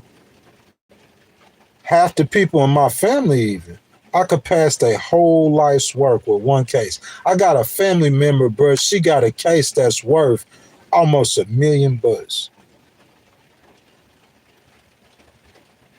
1 case is all it takes. I'll pass your whole life. You just got to understand the kind of stuff I'm doing, what I'm into, the kind of work I'm doing. You know what I'm saying? Yeah, it ain't talk. How's it talk? How's it talk? That's talk. That's talk, ain't it? You got a case number on there that you could go look up. That's talk. It's a case number on there. It's like the U.S. Court of Appeals with a case number. That's talk. That's talk, huh? In the U.S. Court of Appeals, that's talk. You live in fantasy land. That's a fantasy world that you live in. It don't matter what you get to go with, to make happen or whatever. It's a fantasy world that you living in. You living in a fantasy world. It's not reality. Just like a dude standing, look, what would make you think in your mind you gonna get a dude to stand in the middle of the road like he a traffic cop or a stop sign with a woman and a baby in the middle of the road? Okay, you saying I'm going the wrong way. And what make you think you gonna call the cops and something gonna turn out in your favor because you living in a fantasy land? It might have worked for you in Connecticut. It might work for you somewhere else, but it's still a fantasy land. Because in all 50 states, it's illegal to obstruct traffic, especially with a baby and a woman. So if you think you could do it and get away with it, if you corrupt, you in the fantasy land. That corruption is fantasy stuff. It's not what the law says. What the law say is reality. You feel what I'm saying? I'm always in reality. Because the rules is reality. You could get a cop to break the rules, but he in fantasy land with you. I'm going to get y'all into reality. Just give me a second. You could get a judge to break the rules with you. I'm going to get you to reality. Just give me a second. Just give me a second. Your name ain't no bigger than this judge. I know every court I filed a lawsuit in. Your judge ain't, her name ain't bigger than that. Just give me a second. I don't care what you talking about, boy. That skill set with 15 years. Yeah, I'm in the car. You know how many I don't know no rich men who didn't go through some sort of real hard struggle. Go look at Walt Disney. Y'all, let me. I'm gonna just school y'all something. Let's talk about Walt Disney for a second.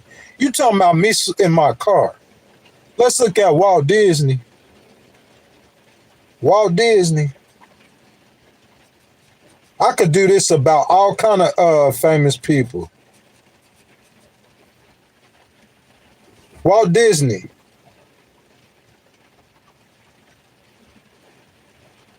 Think about Walt Disney, how famous and rich that man is. Before his multi-billion-dollar empire, Disney faced multiple bankruptcies, creative rejections, the loss of intellectual property. In 1919, he was fired from his job. They told him he lacked imagination and had no good ideas. Just like y'all say that sometimes they hate on my podcast. In 1921, his studio struggled financially and went bankrupt. That's just like you academics laughing at Jim Jones getting his door kicked in. He in his car. Imagine if you were Walt Disney, you ain't never touched no billion, ain't nobody know your name. They laughing and scoffing at that goofy stuff you doing. In 1919, his boss came in the room and told him, bro, you lacked imagination. You ain't got no good ideas. Walt Disney, get out of here. You fired, ghostwriter. Yeah. Did he listen to that? Nah. He went on and started a business and went bankrupt. He lived in his office because he couldn't afford rent. This Walt Disney story, y'all. Look it up yourself. Lived in his office. Oh, he lived in his car because he couldn't afford rent. He ate canned food and sometimes dog food to survive. This ain't my story. This Walt Disney story. You talking about a multi-billionaire. Go talk to them rich people what they went through to get with. Y'all just stupid because you ain't nothing. You ordinary and average. So all you understand is ordinary and average. Everybody else in it but a house. I'm going to go buy a house. Everybody else have a tile. I'm going to have a tile. You a sheep. You just trying to fit in with what everybody else doing. That's not what Disney World did. He had ambition. He had a vision. He didn't care what no little ordinary peon had to say. He was going to go get what God had for him. And that's what he did. Ate dog food. He left to Hollywood with $40 in his pocket and a single suitcase. Walt Disney, when you left with $40 in your pocket, that was back in 1923. That $40 was a lot. I'm saying I left with $40 in my pocket before. I'm talking about in year 2015. You feel me? His first major success was Lucky Rabbit. In 1928, Chris Mintz, his distributor, had secretly hired away most of his animators and dipped on.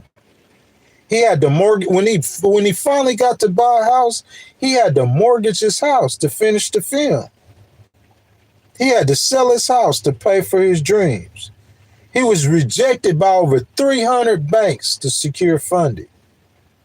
I'm saying y'all don't even know half the stuff he went through. Walt Disney in his childhood, he told me how he didn't tell. I read stories of how his daddy used to make him deliver newspapers in the snow.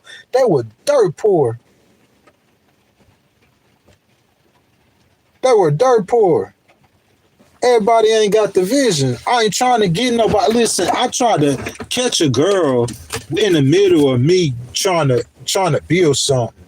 So if she would have stayed there with me, I would have came across that 45 racks. She would have been right there with me when I touched that 45 racks. In about 5 months, she would have been there.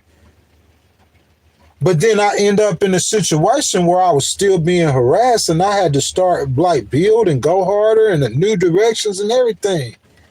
So what I'm saying is, where's she at now? And I wouldn't want to put no female in this situation anyway. So that's why I don't be worried about no girls. At all.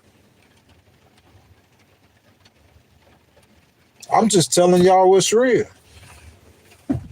Being as real as I can with y'all. If y'all haven't liked the video, y'all double tap the screen for your boy Big Ghost. You know what I'm saying? Subscribe to the channel.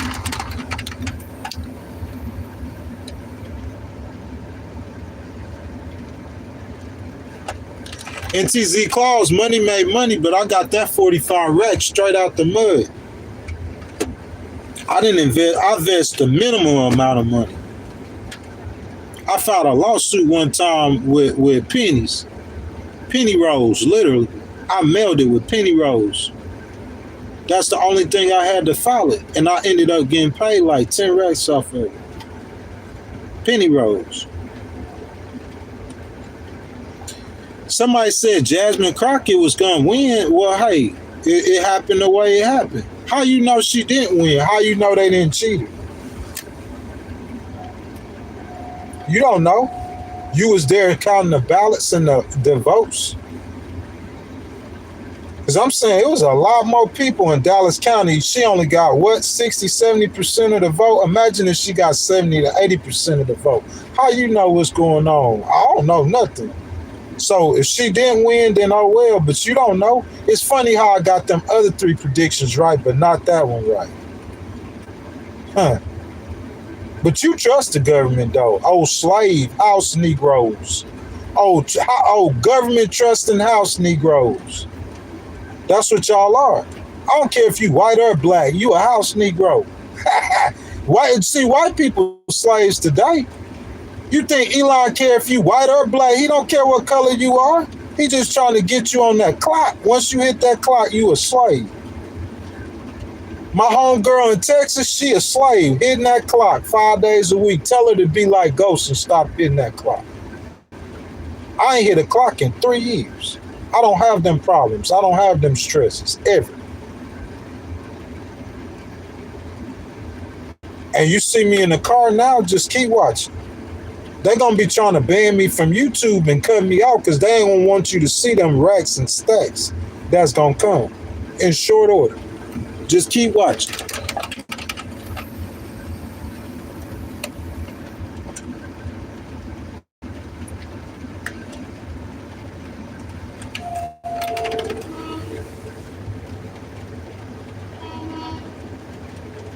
That's a lie. Y'all just trying to be funny. She love me on payday. Look, she ain't. She can love me whatever day she want. I don't care. You don't understand the kind of person. I'm gonna comment on that because you just joking around. That's funny though. I like that. I like people who be joking. Hey, look, but she look. Ain't no girl could love me on no day. That's a myth. That Ocean Springs myth. That came from some haters where I'm from. I promise you. That come from straight haters where I come from. Bro, I can name the girls' names, bro. I had 4 homegirls, or girls, or whatever you call them. I had a homegirl named Sarah. She was like 41 years old. At the time, I'm 36. I met her at the University of Southern Mississippi. I'll let it air out. That was my baby. Her name was Sarah. She 41. See how they hate on me? 5 years older than me, a white girl. You see what I'm saying? She lived in Pass Christian, Mississippi. I stayed at her house a couple times. I never one time approached her like that in a sexual way. Never once. My homeboy, he had hollered at her. That's how I met her. You see what I'm saying? I had another homegirl named Sarah. Now, this Sarah, she like my baby. And I ain't gonna lie, she was older than 18. She was legal, older than 18, but she was kind of young. I'm 35. You see what I'm saying? I'm not 50 and rich with a 14-year-old. You got to understand that. So some of y'all talking, y'all need to go get the Epstein list first. I'm 35 years old with a legal 20-year-old or whatever, however old she was, legally. You see what I'm saying? Her name was Sarah. She lived in Pass Christian too. I live in Jackson County, so I live like 45 minutes away from these girls. I had them sprinkled. I had another homegirl lived in Bay St. Louis. She was a mixed girl. She only like 21. We ain't never had no sexual relations. I can't say that about the second Sarah, the younger Sarah. The older Sarah, nothing, just my homie. The younger Sarah, yeah, that getting the business. You see what I'm saying? That my baby, bro. I love her to death. She ain't never give me no problems. Never like hanging out with a homeboy. She like a dude. She cool as I don't know what, bro. Cooler than any of y'all. And she a white girl. Cooler than almost any girl I ever met. Her name's Sarah. Yeah, go look her up. They look up everything else about me. I had a third homegirl. Her name was Danica. She a little DJ girl, little white girl, blonde hair, pretty girl. She like my main hitter. You know what I'm saying? Like she like the captain of the squad. She on all the covers of the pictures and stuff. You know what I'm saying? She the one, if you pull up on me and that little white Acura at any time, she probably gonna be the one in the front seat. You know what I'm saying? But she a homegirl too. You know, that's the fourth one. This one just a homegirl. I had a fifth one, my main hitter. Her name was Lily. And again, she was kind of about 21 years old. Her name was Lily. And I'm talking about her body. Her body was like a 10, easy 10.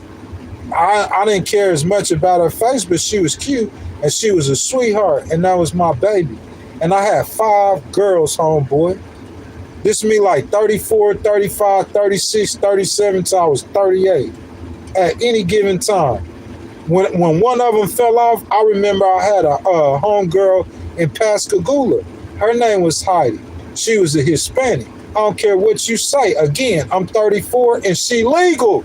I'm 34 and she legal. I'm not 50 and she barely legal. Or I'm not 50 and she 14. I'm 34. I'm not rich and she legal. I had a homegirl named Heidi. You feel what I'm saying? She fell off, I replaced her. I had another homegirl named Mary.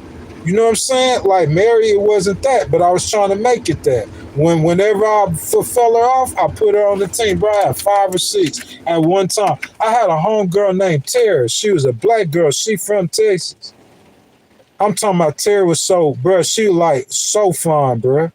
Like, I'm talking about, bro, I wanted Tara so bad, but it's like she was in love with it.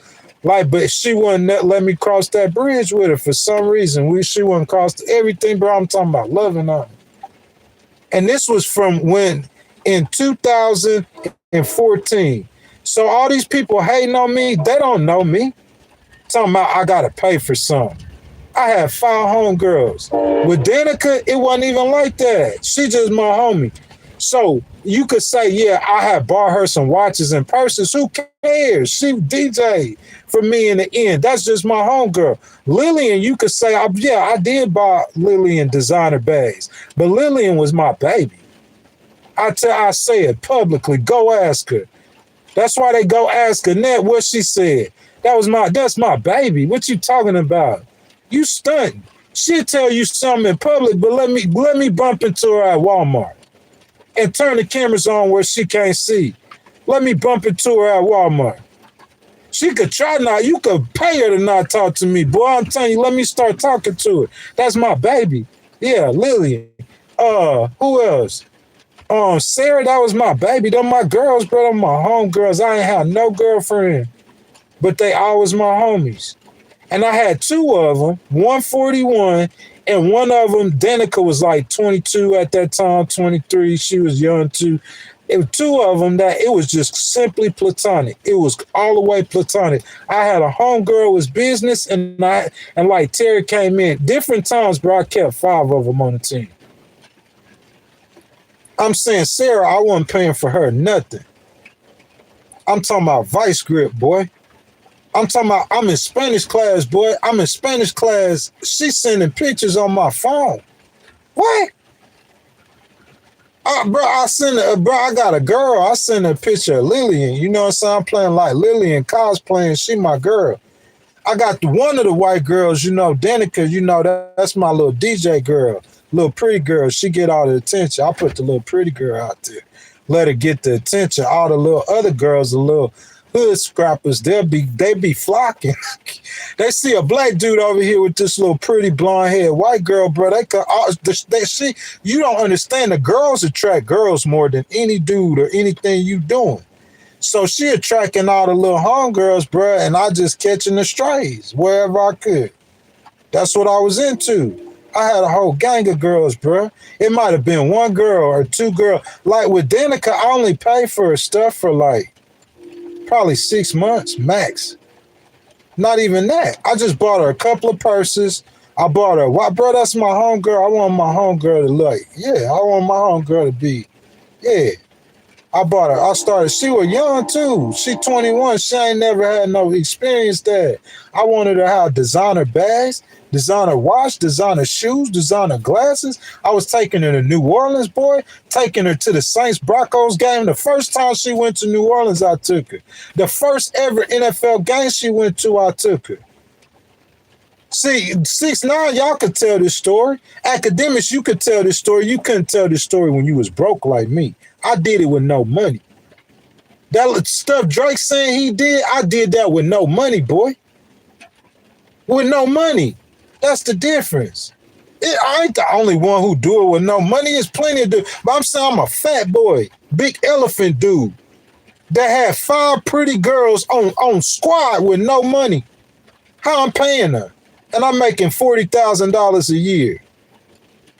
I got a 9-year-old Acura staying in a gated community, but it was income based. And you act like I'm academics or I'm one of these dudes who got a whole bunch of money who breaking money out to girls. I wasn't doing nothing like that, boy. I bought that girl like 2 or 3. I told her to spend about $600-700 for Michael Kors purses for her watch. I got it during Christmas. It was on sale. I paid like $100 and something for it. You know, you're going to leave a $500 tag on it. But I paid like $100 for that. I didn't pay all that money y'all think I paid on them girls. I wasn't spoiling them like that. No, I wasn't doing that. And my baby, she my baby. That you don't know Ghost. That's just Ghost. That's kind of like how my mommy is. She'd do anything for anybody. We just got good hearts like that. And I'm saying if this girl, she ain't nothing but like 21, and she driving 30, 45 minutes when she get off just to drop it off.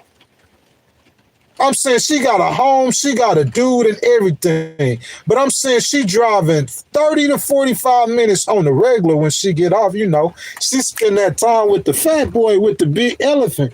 Y'all don't understand, you ain't experienced the elephant love before. And baby girl got a taste of that love.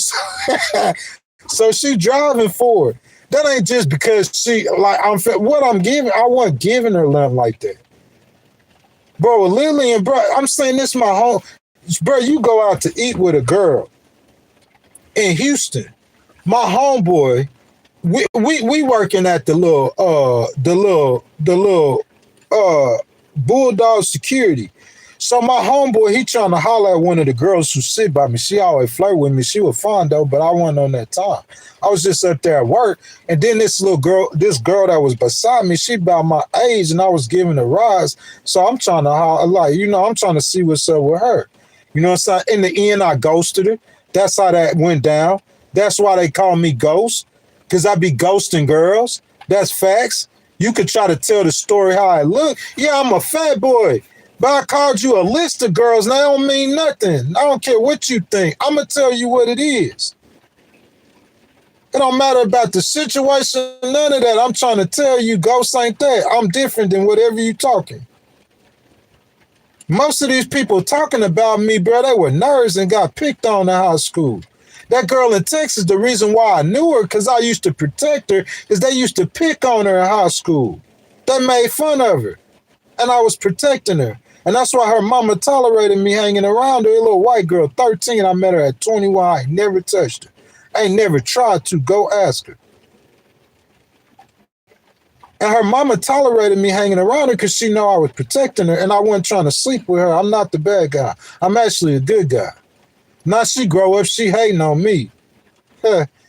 Wondering why some of the people we hung out with ain't talking to her because they weren't your friends. They were my friends. I'm just being real with y'all, though. You can hate on me if you want to. You can take that route because it's cool. If you want to, I don't care. If I got a family member talking behind my back, she trying to get shine. That's how I look at her. Whatever she trying to do, because she not me. There ain't none of y'all know me. That academics, that stuff you doing, you got that money doing that, boy. I'm doing, like, bro, I had 15 times the girls you had with no money. Bro, when I used to be a rapper in 26, bro, you should have seen the girls that I was pulling I had on my team. Y'all remember Kristen? Boy, I'm talking about, boy, Kristen, so, bro, she like her body, bro, she was a cheerleader, at the school, bro. A white girl, I'm talking about, boy. Y'all, it's a bad white girl, like a 30. I say her whole name, Kristen Livingston. Who gonna say Kristen Livingston? I'm talking about, bro, talk to Brent and them, talk to Seth and them, ask Randall and them, like back, and when she was like, bro, yeah. I'm talking about, I pulled her on stage. On stage during the show while I was rapping on the show in front of the city. Talking about bad. Bro, I had girls around me like they weren't supposed. Teresa, that's my baby. Ooh, I love me some Teresa, bro. I love Teresa. I still love you, Teresa. I forever love you. What's that song gonna play? You gonna forever be mine? I'm talking she married and everything. I'm just talking about the time and the personality, the girl she was. That girl's so beautiful. Like, you can ask my mama like her like that, bro. That girl's soul is beautiful. And she was so fine when she was younger. You know what I'm saying? I was like 24, she was like 21. You know what I'm saying? My homegirl, I never crossed that line, but people thought we were dating. Every day, 24 hours a day. She lived right across the street from my dude, so I stayed at my dude's house. 3 o'clock, 4 o'clock in the morning, she coming across the street. You know what I'm saying? That was my baby. Bro, my life, bro. Like, I'm talking about this is in 2025. The last story I told y'all about females, this was in 2025 when I was ghosting them. When I was I'm saying when I worked in Walmart Mobile, talk to Andrea. I don't be calling girls. I don't be chasing them. I don't be doing none of that. I'm not interested. I've been like that for a minute. The only way a girl have a chance with me is if she get me in a situation where I can't help it. I just got to do it. But you ain't going to get me in a situation like that at this park. I promise you, I don't care what you come around me dressing. I'm just going to foo-foo you and shoot you. I don't care how dressed. I don't care what you do, bro. I got girls bend over in front of me with all kind of stuff showing. You see what I'm saying? Like, you just got to get me in the right situation. I'm not on that. You talking about a life worth living? It's not. It's what I care about and what's in my mind. You could give me a mansion and you could give me $8 million, but I'm saying what I'm going to do with the mansion and the $8 million, I don't want to end up like P. Diddy. Not hating on you, Diddy, because I stood up for you when they were hating on you.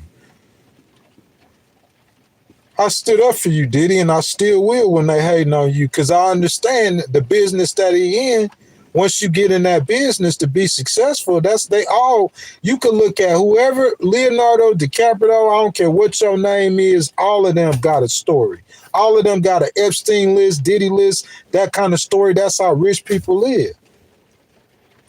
You know what I'm saying? So I'm saying, like, some of these dudes, like, you know what I'm saying, King Von, young boy got 18 baby mom. I thank God, I don't think I could have no kids. Because Lillian was trying to have a child. Real talk. If that baby wasn't white, you know it was mine. It about 4 or 5 girls that I don't know, like, really, you know what I'm saying? Because really, that it probably been, if I could have a children, about 4 or 5 of them. Real talk. But I don't think I can have children. People see me, they like, Ghost, you don't have no children. Y'all don't know the story. You don't know me. All you know is what a dude used to be my homeboy. So if you think highly of the dude who talking about me, he used to be my boy. He my best friend. Yeah, Pastor Son. Real, I ain't hating on him. Like my brother. He like my best friend. You see what I'm saying? So you think highly about Pastor's son, you got to think about he was my best friend. So if you look at Pastor's son Holly and you look at him higher than you could put me up there too, because I'm saying that's where I was at with no money though. My mama wasn't a pastor. I didn't have no money. Like I'm sorry, all the people, they all doing this with money. They got to get money to get whatever they got. I never had no money. I've been to more states than you while you living your boring life, and I never had no money for real. That $45,000 ain't no money. Some of y'all got $40,000. You think you rich. I think you broke. $40,000 is not no money. 100,000 ain't no money. In today's economy, $1 million, if I give you $1 million and you can't make it the rest of your life off that, you better not have to buy nothing big. Your kids better not, all kind of stuff. You better not have to pay for your kids' college. That's what I'm saying. Better not have to buy another house or buy cars. $1 million ain't that much money. It's not in 2026, bro. It's the y'all inflation. I'm trying to tell you. So when I say got money, I'm talking about people who got a few million, or people who making $1 million a year. If you making it now,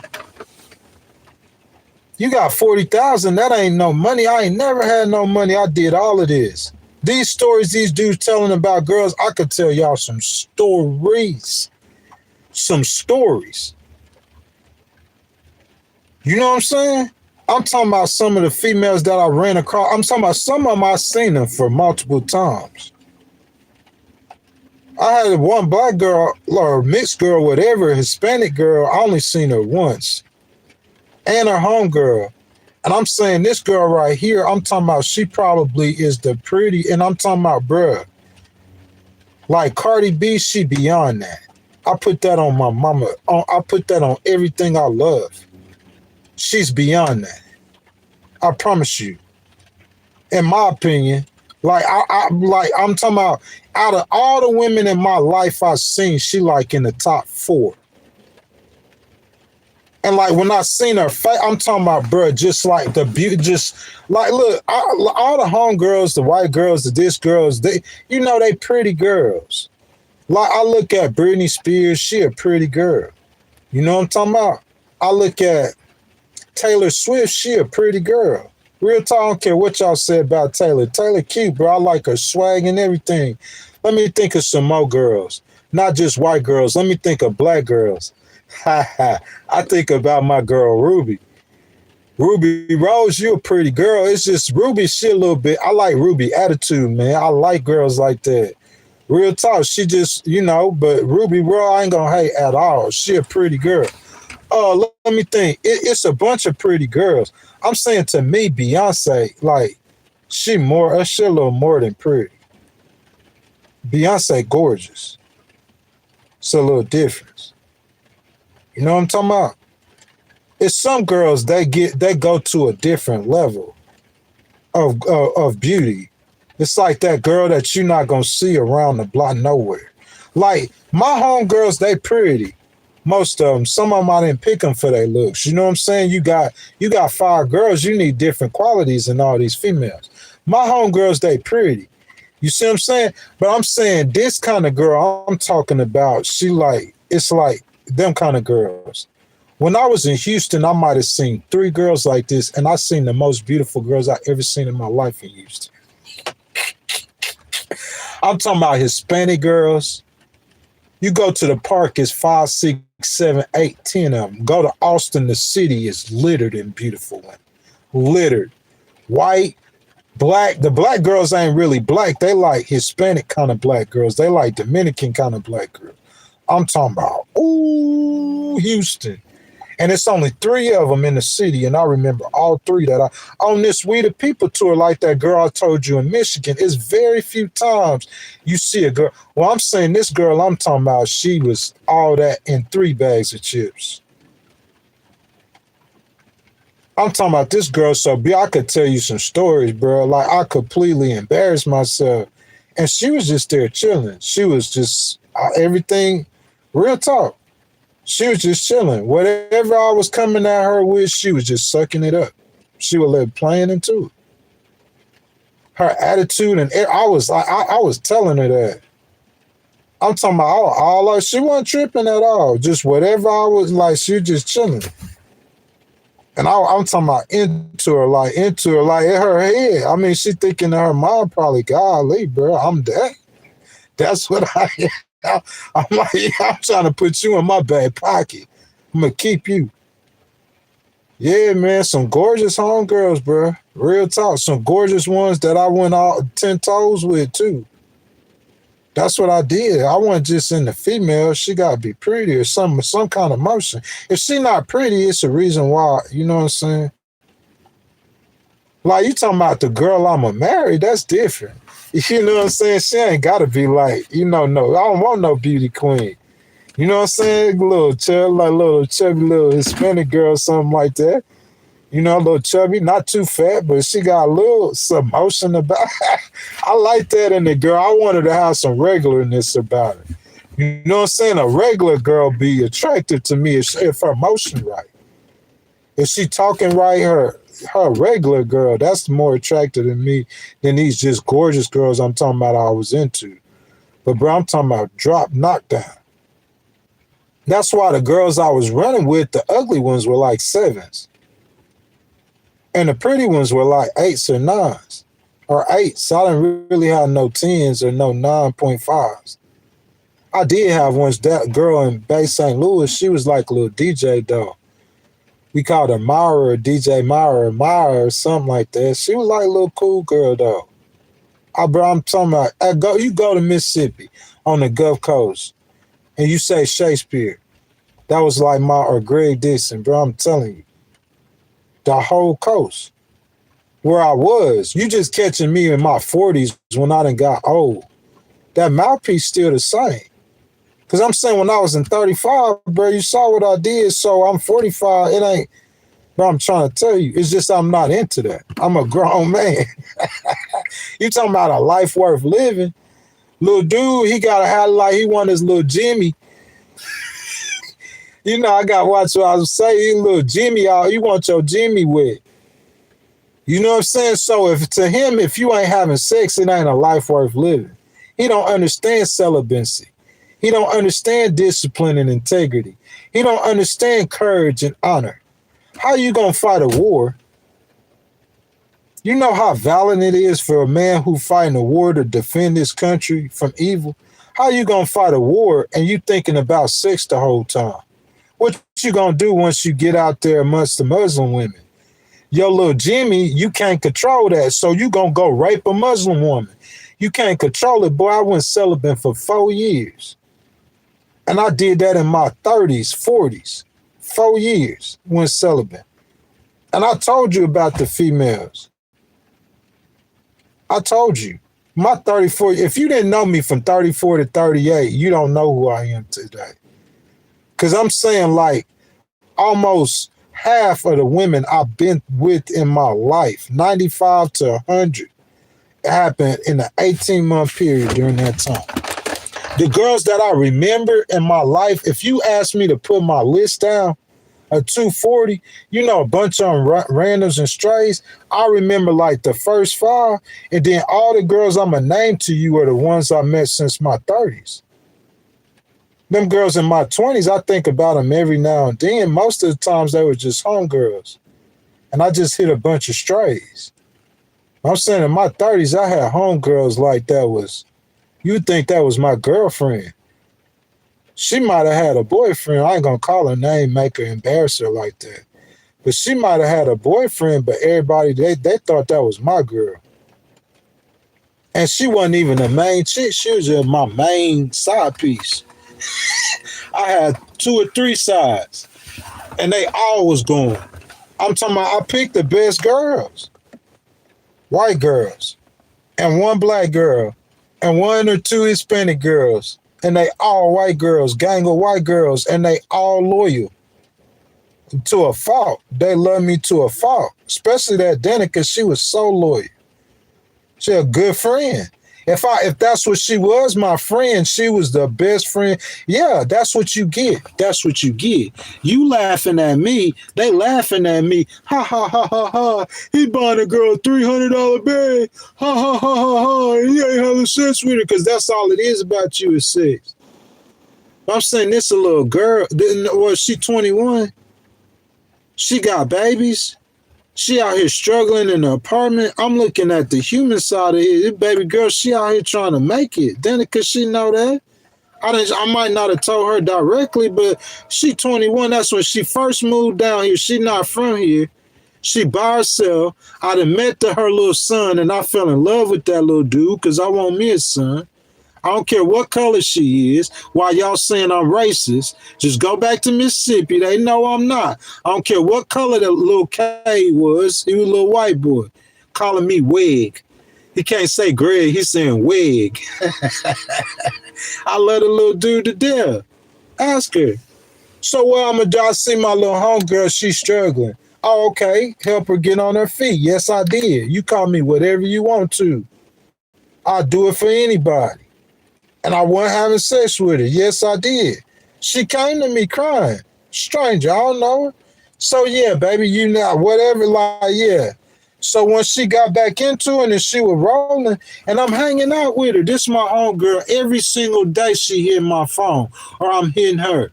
She coming every day. She at the apartment, like she doing everything a friend's supposed to do. So she not my girlfriend, or she not what, but I'm lonely and I need this in my life right now, or I want it. And I had the extra money. So I wanted to show her that side of life she ain't never experienced. So no, I didn't buy no Birkin. I couldn't afford that. No, I could afford Michael Kors. That's what I could afford. And yeah, I did what I did. Bro, you should see the look on her face, bro. How I made her feel, bro. I made her feel like a superstar. She 21. Like, I know what I'm doing, bro. I'm like 34, 35. You know what I'm saying? So I know, like, and then she pretty. I'm quarterbacking too while she working in her life. I'm like, baby girl, you need to go work at a casino. Cause you pretty like that. And that's where the money at. You know what I'm saying? You over here working at this casino, she like a lifeguard or something, or she working as a waitress, you know what I'm saying? It's tight though, Margaritaville. It's outside water and everything. But I'm like, you need to go work at a casino. I know one of my homeboys, the one from Mississippi, he got a boy. And I know that girl, she a cocktail waitress. She made $300 a night at the Beau Rivage. $300 a night, baby girl. You need to. I'm quarterbacking her too. I'm quarterbacking her. Like I'm buying her. Like, you know, I propped her up. Look at where she at now in life. I'm saying it ain't no way she ain't got no love for me. I'm saying she's sitting pretty high. I mean, she doing good in life. It wasn't nothing. You know what I'm saying? That's my homegirl. I'm going to look out for her. I have love for her. Same thing really with Lillian. If I could put Lillian in that position, I tried to. Lillian was trying to come with me. I tried to bring her with me, but my boss, he wouldn't hire her. She was trying to come with me. Like, real talk, she was trying to get to a job. She lived 30 minutes away. She was trying to get a job right across from my apartment. That's what I'm saying. If he would have hired her, bro, the story would have went something totally different. Because I'm sure eventually, like, she working with me. Oh, yeah, you finna come. You need to get all your stuff and you going to go put it in my apartment. That's what you going to do. When you get off work tonight, you going to go to Gulfport. This is how I talk to him. I'm talking about, bro, you going to get your stuff, you going to go to my apartment, and you going to put your stuff in my apartment tonight. And I guarantee you she would have did. But he didn't hire her. He's supposed to be my boy, too. He didn't hire her. He was a hater. He hired a whole bunch of other girls, but he didn't hire Lillian, though. He was a hater. You know what I'm saying? It was a black girl up there named Tara. I really didn't want her to get the job. Because I was trying to holler at that black girl named Tara. Like, that was, bro, I'm talking about I was on Tara. Boy, on the hard, boy. I'm telling you, it get like primitive when a black girl find like that, I get primitive. It's different with the white girl. You just say a word or two, she go or she don't go. I don't care. That black girl, you going. And I'm talking about I was on Tara like that. And she was going with it, bro. She was like, why you like me so much? All these girls around here. Why you coming at me? She looking at me like I'm a bad dude. Which at that time I was. The manager, they didn't even know I had bumped the manager. The female, I was around there bumping everything. I didn't care. That's what I'm saying. You telling me about anything about who I am and what I am when I know myself and I got records to prove myself. You know what I'm saying? And that's just facts. If I did do something with a female who was, and I was a certain age, then I'm saying if I did it, then I'll remember it, I'll admit to doing it. Put the cuffs on me. Arrest me if I did something wrong. I know one thing for certain, and I know two things for sure. I didn't have no girls tied up, hung up, seen them 2 times, 3 times. It was just strays, really. I just bump into them. She lied to me, tell me she a certain age. I made a mistake. It is possible that it could have happened in my 20s. That didn't happen in my 30s. You a lie. If you say that was my 30s. You could say, so I'm 45. So they could talk about something I did when I was 25. That's when they knew me. That's what I was when they knew me, possibly. Because they only going to tell you about the 1 or 2 mistakes. They're not going to tell you about all the girls. That's why I spent the time telling you about all 5, 6, 7 of them. They only going to tell you about the one that they thought was 18. Oh, he 34. He messing with an 18-year-old. They ain't going to tell you that my main hitter is 41. You know what I'm saying? And then the girl you see me hanging with, like, I ain't even never did nothing with her. She just my homie. So I ain't gonna lie. The girls that, if they that close to me and I never did something with them, then I probably tried them. I'm saying we probably did something. I got homegirls from when I was in my 20s that I known for 23 years. Like, I got a couple of them that I ain't never did nothing with, but I tried them or I talked to them, like, and we that close. We just close like that. They just ignore it. Like, I used to, when I was in my 20s, you know, I was trying to get with them, and like, I guess something about me that was that special to where they allowed me. Every girl that I've ever tried that denied me, she didn't leave. You ever seen something like that? You know, a girl, she real pretty and you hanging around her and she put you in the friend zone. She might look like you, like Elephant or something. She might. And I tried her. Well, I'm talking about all the way down, tried her. And she complained. She just like say, oh, somebody groped me or they did A, B, C, or D. But the next day, she right there with me. She ain't leave. She got even closer, spending nights. She come over, take her shoes out, tell me to massage my feet. She got her feet up saying, yeah, but you know, it is what it is. That's why, I mean, I move like I move. Ain't no girl ever tell you that I'm forced. How many of you guys could say that? Ain't no girl. Can you say this? I ain't picking on academics. I'm just saying, how many dudes could say this? Money or no money? Ain't no girl could ever say I forced myself on. All 240 of them, because you could bump a lot of them if you down there in Mississippi in that area. You could bump a lot of them that is there, yeah. But I'm saying ain't none of them will ever tell you that it was a forced situation, ever. Not even the ones that said I did bad stuff to them. Outside of that, they'll never tell you that anything was forced because they know how I move. I just know how to move. You know what I'm saying? If you giving me the attention, there's a reason why you giving me that attention. I ain't gonna make you do that. That's easy. That's what the lame dudes do. They force themselves on girls. My mouth, I talk too good to ever have to force myself on anybody.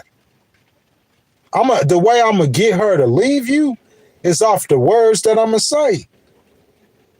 I used to do that all the time. Danica had a boyfriend.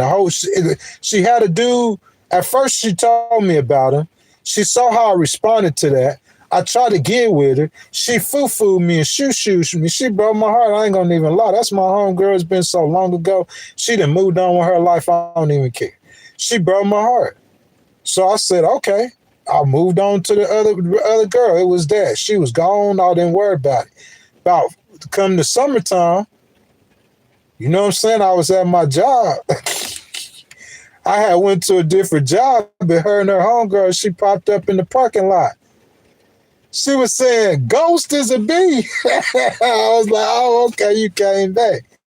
And when she came back, I wasn't spending no money on her. I was spending money on Lillian at that time. I think. But when she came back, though, like, bro, she spent money. She'd buy my food and stuff. That was my friend. That was my homie. And that's what y'all don't understand. Y'all, they were laughing at me for the amount of money that I spent and stuff but what I did, I showed that girl my heart. That's what I do. And when them girls see my heart, how fat I am, it ain't gonna matter no more. She just don't know me. She seeing me on a live stream as an old, let me get around her and talk to her. And I'm telling you, them girls, they love a good dude. But I'm not good like that to where I'm square. Like, I mean, shoot, I got a background, history, and everything. I'm not square at all.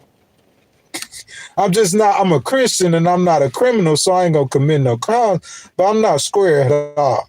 And they know that when they with me. And how good my heart is, even the girls who, they can't bring themselves to go there with me, even with me trying her. Well, I'm trying her. She in the car, I'm talking about my hand everywhere, anywhere your hands could go. And she feel like for some reason she can't just tell me no and to stop. She's just gonna keep turning and moving and foo-fooing and shoo-shooing. And I keep trying her, and every time she come, I'm trying her. And every time she trying to do it. Until I see, okay, it's not gonna happen. But I'm saying she ain't never stopped trying. She ain't never stopped coming. She's still gonna come tomorrow. Just whenever it gets to that point, she gonna make me see that grade. That's not what time is gonna be, and I ain't going nowhere. I'm gonna stay right here, and that's just not what it is.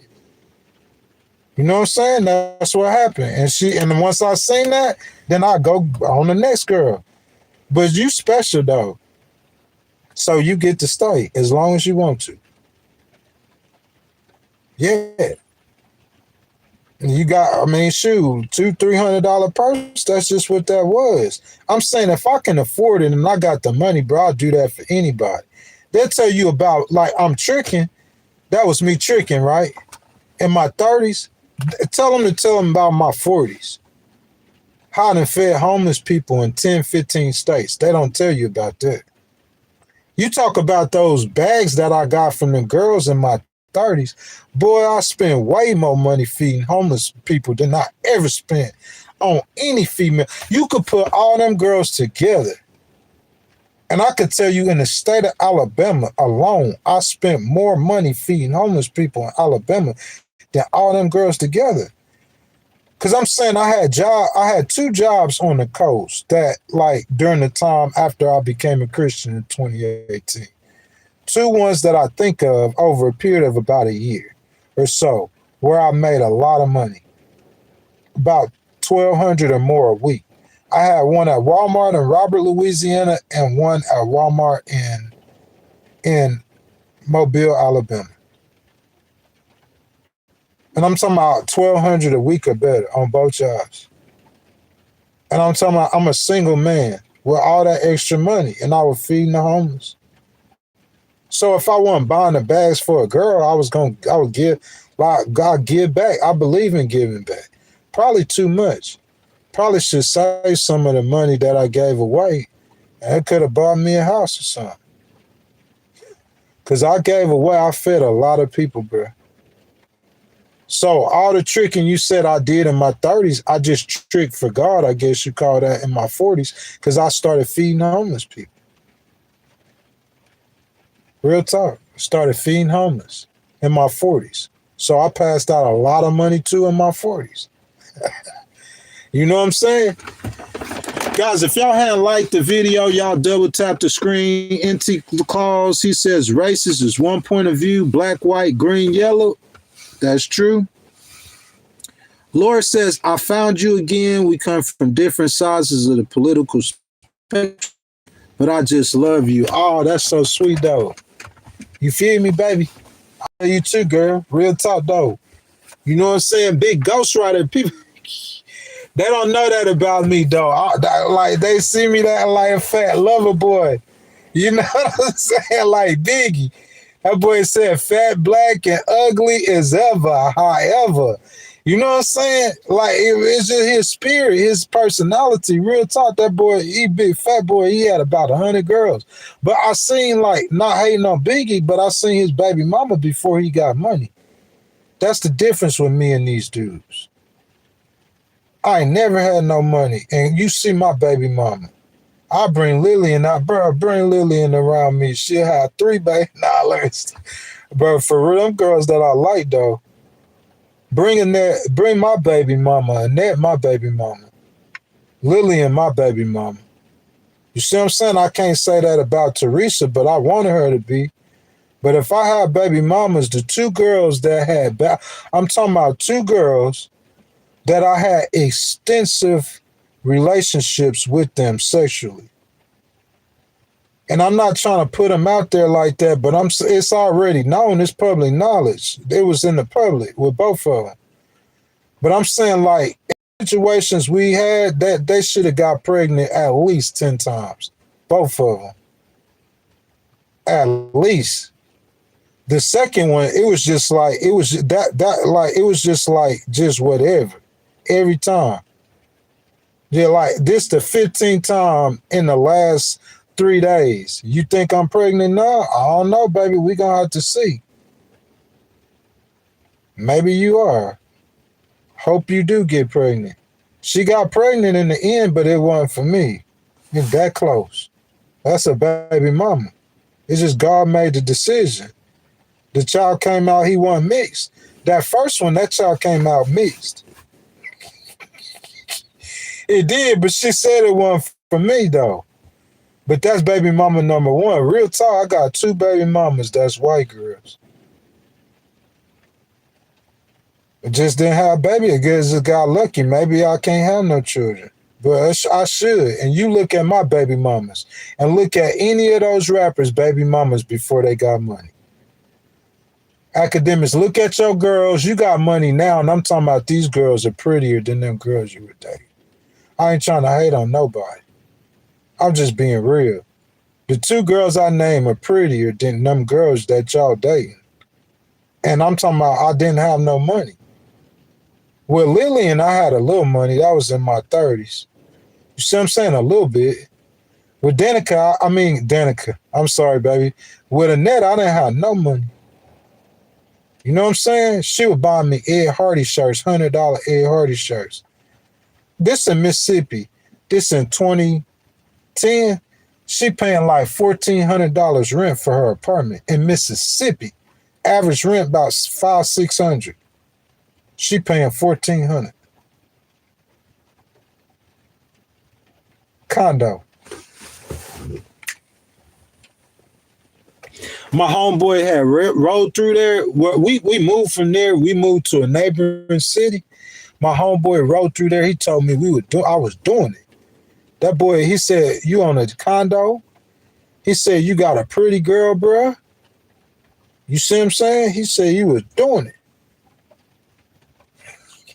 Real talk. That's my past, though. So that's what I'm saying. You come in the stream, like, you talk about me, though, and you don't really know me, though. You got to know me before you can speak. Because the dude hating on me that you look up to, that used to be my dog. Just think about it like that. Me being in this car, this is a choice. I chose to fight for justice. I told the court that. I chose to go fight for justice. I'm not going to let them retaliate on me and do something to me to harm me. I'm going to go fight for justice. I got to get up out of here. Oh, why don't you go get low income or whatever if you disabled? Because I'm doing it like I'm doing it. Authentic and real. In this car, on the road. Period. Academics, I keep talking about him. He right here in New Jersey. I'm not from up here. I've been up here for 6 months. You see what I'm saying? This ain't a permanent situation. You're going to take the memories. Just like with Walt Disney. I told y'all what he went through. Some people's mind ain't strong enough. And then if you let your mind fall into that trap, like it's just a trap, bro. That's a trap for your mind. You can't let your mind fall in that trap, man. You got to live and you got to fight for what you living and fighting for.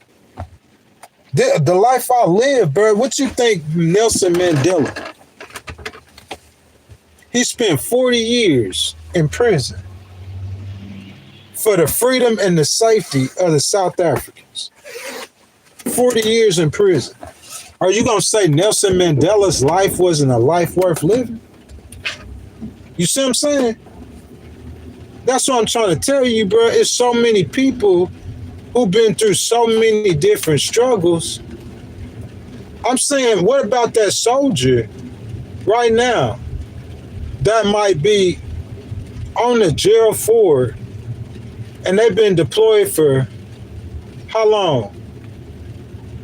You gonna say they living lives that's not worth living?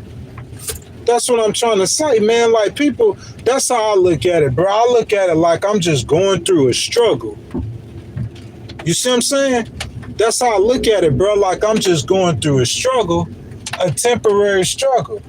So I'm saying, I don't, like, to me, a life that's not worth living, like, what? You know what I'm saying? I don't understand that mentality. You know, to me, if I was gonna allow someone, look, if I went to school, I wanted to be a lawyer, I became a paralegal, I started fighting for justice. Okay, so if I would allow someone to disrespect me or to violate my civil rights, and I know that means that they're gonna violate someone else's civil rights, and I got the means to hold them accountable, and I don't hold them accountable, to me, that's not a life worth living. Because I understand in the end, it's not about money. It's not going to be about how much money Elon had. It's going to be about what Elon did to help better mankind and society. That's what's going to matter. That's what I'm saying. Like, in that category, what have you accomplished? I want to appeal in the U.S. Court of Appeals. I'm talking about, think about it. I'm in my car, all the bad stuff I did. Bro, I've been on the other side of the law too. Through all of that, I want to appeal in the U.S. Court of Appeals. And I asked you what you accomplished. I asked, oh, girl, she said she got a college degree and she bought a house. She look at those as accomplishments in life. And everybody I know almost got a college degree in a house. That's not no accomplishments. I guess they are personal accomplishments. I'm talking about, what did you accomplish to change something in life? What have you done in this world with the years and the time that you've been given that no one else has done? Don't name something that's a responsibility. Oh, I take care of my kids. That's a good thing. That's what you're supposed to do. Like, when you go take a dump, that's what you're supposed to do. That's not no accomplishment. Tell me something that you've done with your life and the time that God given you, something good to benefit others that no one else has done, or that very few people do. That's an accomplishment. I think Michael Jordan, he could say he accomplished something. That's what I think. I think Michael Jordan could say he accomplished something. Point blank. That's what I think. I think certain people could say they accomplished stuff. I'm saying, if you helped a drug dealer stop doing drugs, I feel like you accomplished something. You know what I'm saying? If you did anything of any value, I feel like you accomplished something. That's just how I feel. I mean, if you riding around harassing people, messing with people, what did you accomplish? You ain't accomplishing nothing. You could think in your mind you accomplishing something, but because you think in your mind you accomplishing something, that don't mean nothing. Tell me something you did that ain't nobody else do or have accomplished. Sit in your years God is giving y'all. Y'all be right back, guys.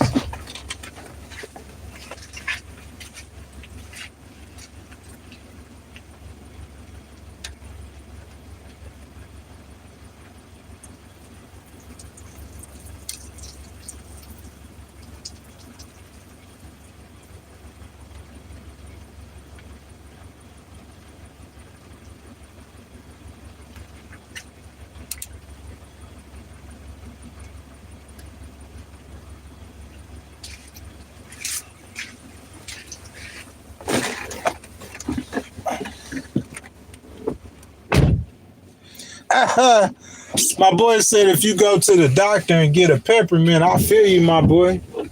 You know what I'm saying? Some people need to go to the doctor and get more than a peppermint.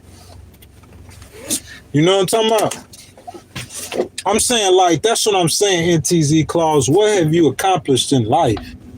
I just hadn't spent my time thinking about going to doctors and getting peppermints. Because you can't win. NTZ Claus, you would never do this right here Talking about going to the doctor and get a peppermint. You'll never do this.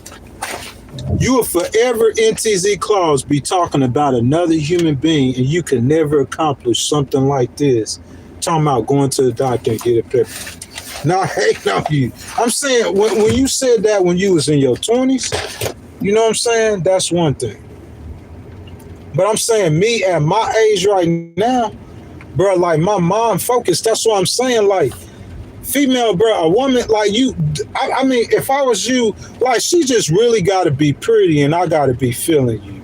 And when you say something to me, it's got to be real, because I'm saying in my mind, really, I really don't want none of your time.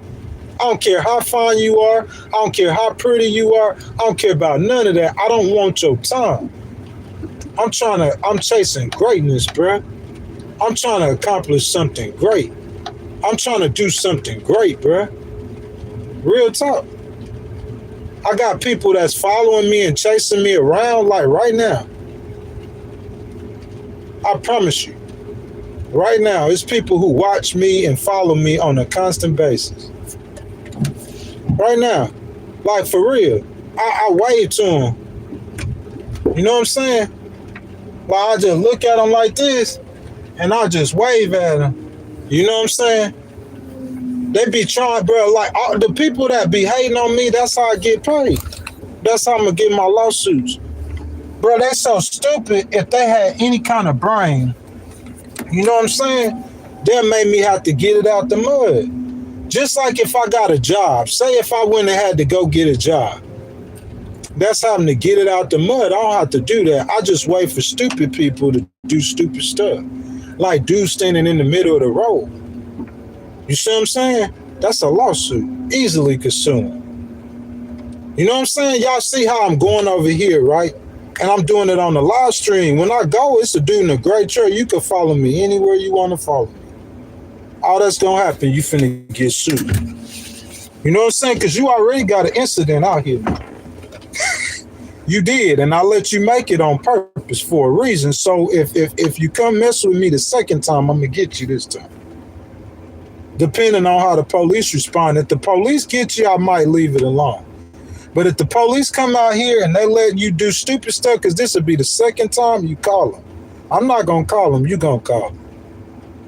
Because you get out of line, I'm going to deal with you myself. You're going to call the police. The people who I'm talking to, they know who I'm talking to. Y'all know, y'all might not have been on the live stream. I told y'all about this. But dude, you standing in the middle of the road now and you breaking the law, calling the police, I'll let you make it. So if you watching me trying to figure out anything I'm doing now, you already wrong. And as soon as you expose yourself, that's the second time. I'm not letting you make it this time. I'm gonna get on you. I'll let you make it because I was in the middle of litigation on another case. Even though I can't address it, but that was just the first situation, really the second situation I had in this part. That's on record. And somebody harassing me both times. One more situation in this part, you getting paperwork. One more. That's all I need. One more situation in this part. So get the gray truck dude to follow me. Anywhere you want to follow me, you pop out one more time, you gonna get some papers for anything. And ain't nothing gonna happen to me unless the cops get in trouble, do something illegal. You can't dictate and tell people if I'm going the wrong side of the road, that's stupid. You gonna get in trouble that ain't nothing that's worth even you worried about. I could see if you're on the wrong side of the road, like, and you riding down Bear Mountain Park, right? Going to Manhattan and there's traffic, ain't no traffic down here. You feel that? Nothing ain't going on down here. You come down here if you want to and start anything at all, you gonna lose. That's it. Y'all hear me on the live stream telling. Because I'm watching you. You watching me, but I'm 10 times smarter than you and I'm thinking of everything you possibly could do. So you play with me, you're going to get what you deserve. Hey, you gave your life to the name of God. That is an accomplishment, in my opinion.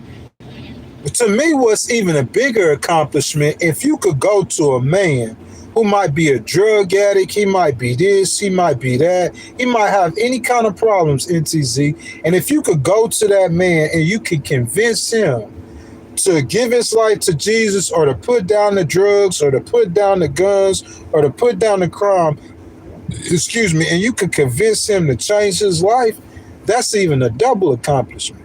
That's what God told you to do, because not only you change your life and became a good person, a better person, you convince someone else to change their life.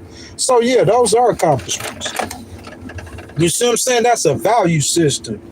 If you put look, so why would Elon say that a life worth living? I'm not saying he's saying that, but he would look at my life and say it's not worth living. The reason why he would say that is because what's missing?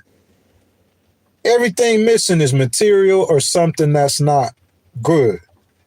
The Learjet's missing. The mansion's missing. The Ferraris are missing. And the whores. So that's what he considers a life worth living. What's missing? The honor's not missing. The courage not missing. The bravery's not missing. I just told you what I accomplished.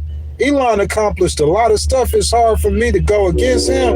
But I'm saying I told you what I accomplished. Coming from where I'm coming from, even he got to give that some kudos. What else not missing? The love's not missing. The Christianity's not missing. I'm saying the only thing missing in my life is money, or the money that he would say a life worth living. When I was 35 and how I lived back then, I would probably been Elon's best friend. I was working at a restaurant in Gulfport on the beach called Shaggy's. Well, I probably was 36 at that time. Flying to Miami. Bro, I went to Miami, the second prettiest girl I ever seen in my entire life. She was like Egyptian and Hispanic. That combination, I'm talking about, it produced, I'm talking about girls that, they pretty much finer than any girl I ever met in my, it's unbelievable how this girl looked. And I could tell you stories. Real talk. Miami, 2016, 2017. In my room, on my bed.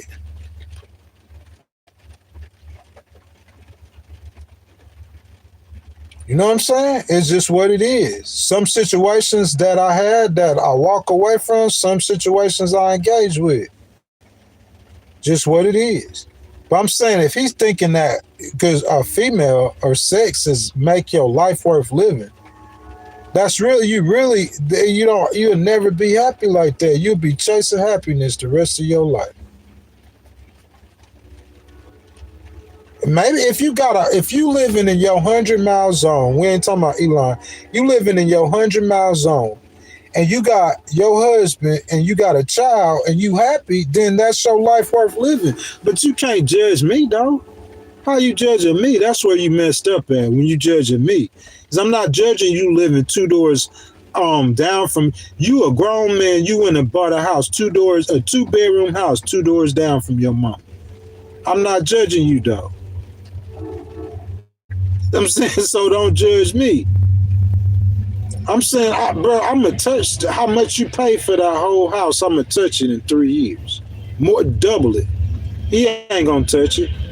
He ain't going to touch no 150,000 in no 3 years. Or he might. Not with them taking taxes. I'm saying I'm going to touch double with you in 3 years. Guaranteed. Believe that. I know I'm finna touch at least 50 this year, 50 to 60 minimum.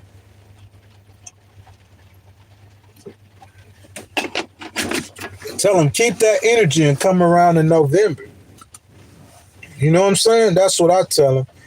Y'all, that's 2 hours and 43 minutes. Y'all know I would at this time, you know what I'm saying, give the break. But it's raining out here. I went live yesterday anyway, so we'll be back at it tomorrow, man. I wanted to come on here and address Representative Gonzalez.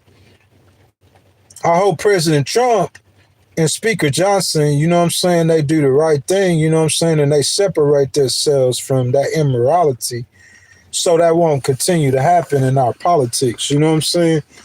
President Trump can't just go after a bunch of drug dealers and narco terrorists and all this stuff like that. And he allows, like, I don't know, men with powerful positions in his party to pretty much coerce a woman into having sex with him. So that's what I got to say about that.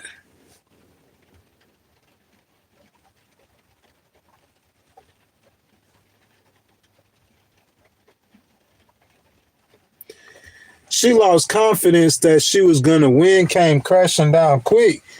Well, that's Jasmine Crockett. When an election, you get one shot. That's what y'all don't understand. Y'all slow. In a court case, you get 1,000 shots.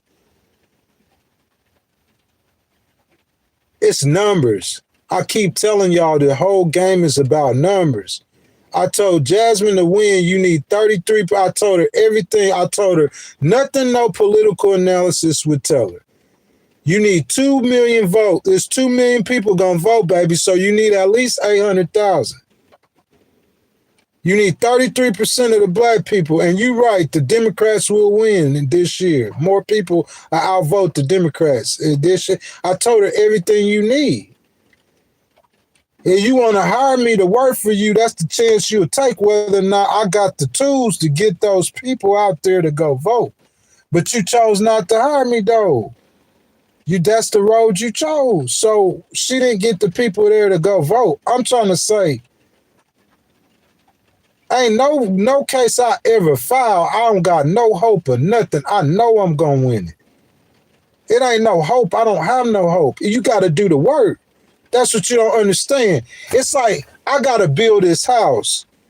And I'm building a house in a zone they said that you couldn't build a house in. But I know I could build a house here. They just don't know these techniques that I got. They don't use the techniques I got. I know in the place where the waters pop up, we got something to clog up them drains and put concrete. I know I could build a house here. So if the first attempt failed, then I'm going to just go back and do it again. This ain't no election. A court case ain't nothing to do with no election.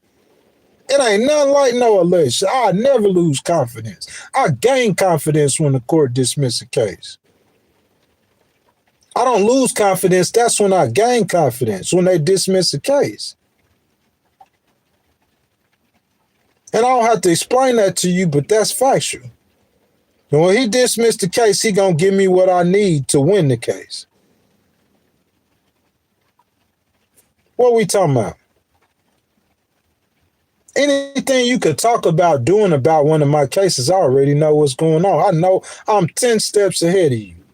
I already know what move you gonna make. I know why you doing what you're doing. I know what move you gonna make, and I know what I'm gonna do to counter everything you gonna do. You ain't gotta move. You trying to play chess and you ain't gotta move. Your queen is surrounded. You ain't gotta move. Anything you could pull in that court, you already know that it's not gonna work. You know it's not gonna work. I know it's not gonna work. All I know you got is time. This ain't nothing like no election. This more like a hunt. I'm hunting your wallet. That's what this is like. This is like a hunt. I'm in pursuit of your wallet. This like a robbery. You know how a robbery works? It ain't like no election. See, y'all don't understand that. You know how you murder somebody? It ain't not no election. You pull up on the dude. He got a neighborhood. He might have a family and everything. You just sitting on them. You waiting on him. He got neighbors. You know, these days and times, they got cameras everywhere. You ain't trying to go to jail. You stupid. You ain't stupid. So you'll pull up. This the night I done went and hired the homeboys. I done got the extra help. So I'm paying 2 hitters back here like $1,500 a piece, and it's 3 of us in the car. And we got you in the spot. We know we've been watching you, sitting on you. We got you in the spot. So we pull up to go do the hit. You got your family with you, your kids with you. The police pull up. So we scared, we spin out. Oh, you did win. You won tonight. But guess what, boy? You act like tomorrow ain't coming. You act like next week ain't coming. Next year ain't coming. I'm going to spin the block on you again.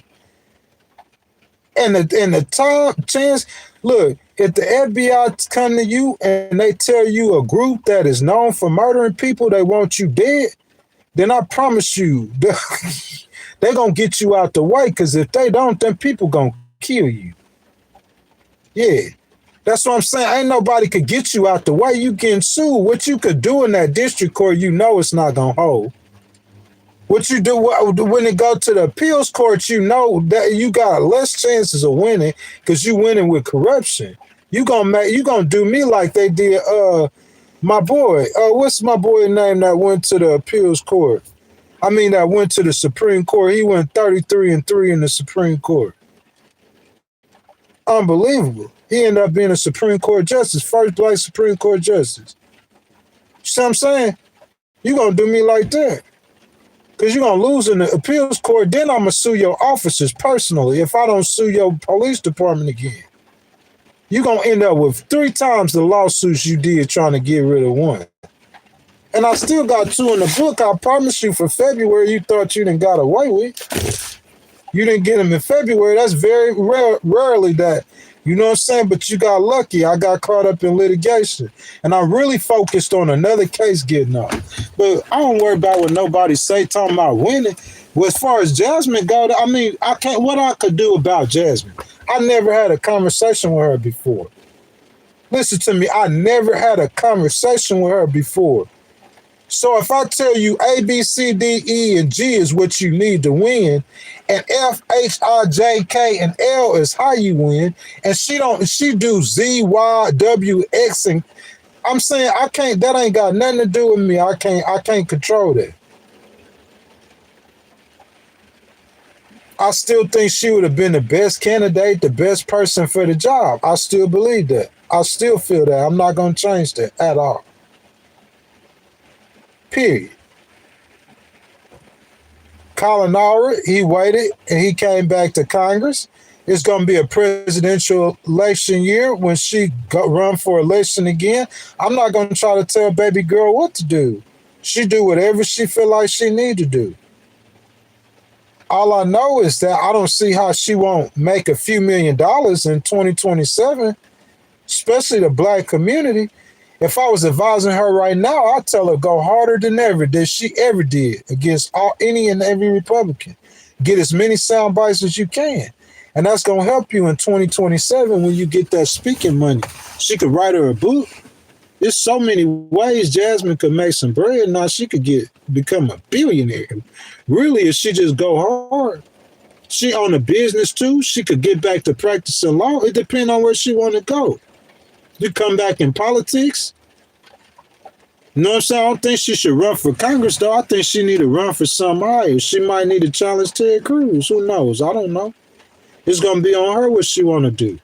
But I'm saying all I could do is tell you, like, what it take to win the election. Whatever baby girl chose to do, that's her. She the senator. I mean, the congresswoman. It's her running for that position. That's her. That's why I stopped speaking on it. There ain't nothing to speak on. You ain't going to speak negative about her. If that's what you expect to know. The campaign over with. In my mind, I told y'all that. I don't care what Tellerico do. You know what I'm saying? I don't care if the Democrats win in Texas or not. Really, Jasmine ain't in politics. The only ones left that I really know that I like, really, Governor Abbott. In Texas, that's all that's left. Jasmine ain't there, then Governor Abbott, really all that's left.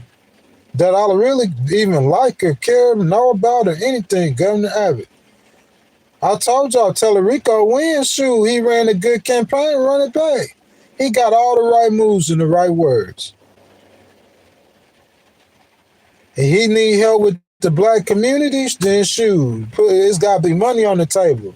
I did Jasmine for Texas. I started that in November. November, December, January, February. I did 8 episodes and then did 4 other episodes talking about the race.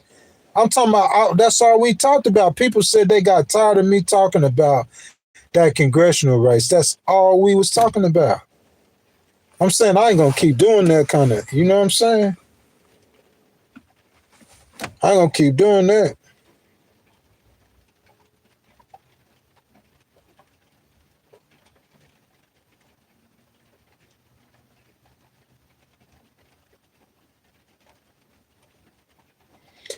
NTZ Claus, that last comment you made, that's very wise.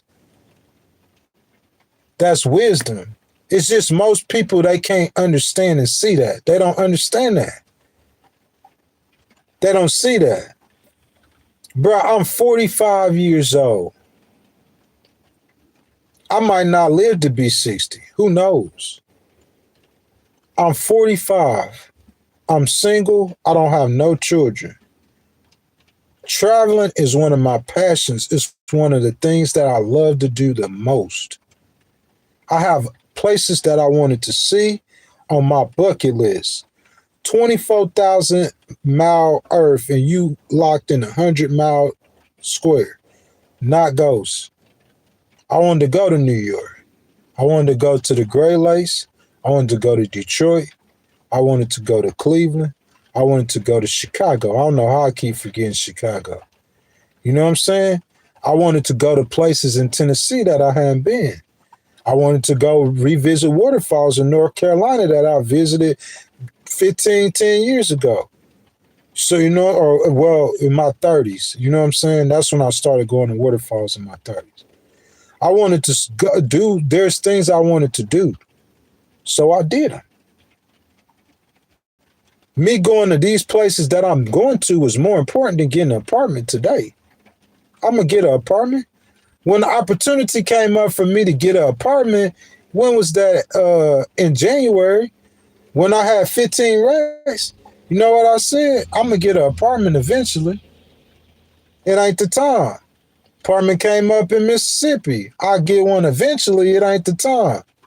And that's why I didn't get one, I guess. Because I'm up here in New York City. And I wanted to go to California. I wanted to go back to Colorado. So that's next. So I spent a year, when it's all said and done, going to about 35 states. Let somebody else tell that story. A year visiting 35 states. So tell that to a story for a person who live in 100-mile circumference. If I chose to live in 100-mile circumference, everything you have, I'll have it too. I'll go through a little rough patch in my apartment, and then when I get paid, I'll double down and buy a house. I'll just keep building. I wasn't trying to do that. I know, like, bro, people celebrate the smallest things. I don't think buying a house is going to be that hard for me when it's my time to do that. But before I buy a house, I never been to New York City. Most of these people who talking, who say, oh, he never did nothing. These people talking from Mississippi, they never been to New York City either. My daddy could talk because he been all over America. He still travels. He leaves the country. But most of these other people who talk, oh, he never did nothing. You ain't never been to New York. You might have flew to Chicago once. I stayed in the cities. You might have been to Detroit once. You probably ain't never been to Cleveland. You might have been to LA a few months or something. You've been to Colorado a few. I'm talking about you do it for a year. Ain't nobody else could tell this story. Even the famous people ain't going to stay on the road for a year. You see what I'm saying? It's too expensive. Imagine you going to Bali and staying for a year. You would spend $300,000-$400,000 minimum. Unless you smart. I'm saying, like, so you could say in the car, but don't just take the bad. You got to put the good with it. Tell the whole story. This is my decision and my choice, what I wanted to do. 45, I'm saying I was in an apartment or a room for 2 years straight. I wasn't finna do that. I'm not going to live my whole life in a room. You look at it like, oh, I'm in the car, like I'm trapped. I don't see it like that. Whenever I want to get out this car, I get out this car for however long I want to get out of it. And I know that I'm on time. I'm on the time. It's like I'm on an adventure. And I'm on the adventure. I don't care nothing about no case. I got too many cases to worry about one case. I told you one case could turn into 15 cases. Or one case, you appeal it 2 times, and then I'll file another one to appeal that 2 times. So one case could turn to 6 cases. So if I got 3 on the board, 2 in the cut, that means I got one case could turn into 6. 5 times 6, that means I got 30 cases, possibly. I'm not worried about no case, when I'm going to get paid, how I'm going to get paid. I know I'm going to get paid. That's craziness. It don't matter what 1 court do, 2 court do, 3 courts do. We're going to 6 courts. I know I'm going to get paid, dumb dodo. You feel what I'm saying? I don't even think about that no more. I don't even ask people if I'm going to win the case. I know I'm going to get paid. Whether it's on the first attempt, the second attempt, the third attempt. Some cases didn't get paid to the 4th attempt. I got paid on the first attempt, missed the second attempt, missed the third attempt, and got paid on the 4th attempt too. One company sued them 4 times, got paid twice, won the appeal. What? I don't care nothing about that, boy. You know how I get down about no case. I'm going through the motions. I got a God. I believe in my God. I got faith in my God. He gonna get me through to the other side. I ain't did nothing wrong. What I did wrong? Where the girls that what I'm telling y'all about them females, back elephant boy. You know what I'm saying? Them fat boy, girl, baby, come rub on that fat belly. You feed me? Hey, elephant boy. I'm saying, I don't care if you talk about me. If it's something true, I'll join you and you laughing at me. I'll join what you saying if you saying something true about me. I'll join you. You know what I'm saying? I'm saying if you call me crazy, if you say it in a way that's not disrespectful, I'll join you. I know the problems that I have. If you say that I'm fat, I don't get mad at the truth. I'm going to join you. When you start lying on me, though, that's different. I'm going to call you on your lies. You know what I'm saying? If my breath stunk a time or two, bro, I'm probably aware of it. I'll let that slide. Like, I'll laugh with you. If I'm musty a time or two, I'll laugh with you. If you walk around trying to act like I got cooties or I still like, nah, that's just something different. You just being a hater. That's not factual. That's not factual. You feel me? Cause like the people, you could bum me right now. Don't bring nobody that you went and told a lie. Get somebody with a clear head and let them come up to me. And whatever, boy. You feel me? I'm just being real. He said, don't buy the house, buy the apartment building. Man, I don't know how I'm going to do it, man. I might give me an RV too, though. Set it up on some land. Like I go out west of Colorado. I would love that, bro. Like I told you about, like the people living in that 100-mile radius. If I could get out of this, like I thought about doing this in Michigan too. Y'all know how I told you I got approved for RV in Mississippi. I just need some land. So if I had found some land while I'm out here on the road, whether it was in upstate New York, over there by Ithaca, you know what I'm saying? I don't think I'll be going back to Michigan, but out in Colorado, you know what I'm saying? If I found some land somewhere around there, right, and then I put a RV there, bro, I'll try to keep that. I might Airbnb it while I'm not there. I can make some money off of it. And then I talk about the 100-mile radius. What I would do is I would Airbnb it or something like that, or Vibo or whatever, and I make money off of it over a 6-month period of time. And then when the summer come, I'll just take all that money that I didn't have to use if I got to use something to live. The rest of it, I'll just use the money to go from my house in the South or wherever I'm at to go stay in Colorado for 3 months. You know what I'm saying? Like I'm not necessarily a nomad. Like I'll settle down in a spot, but I don't want to have to be stuck there. Like I can't go nowhere else. I'm just restricted to this spot. Nah, I don't want to do that whatsoever. I don't want to do that at all. So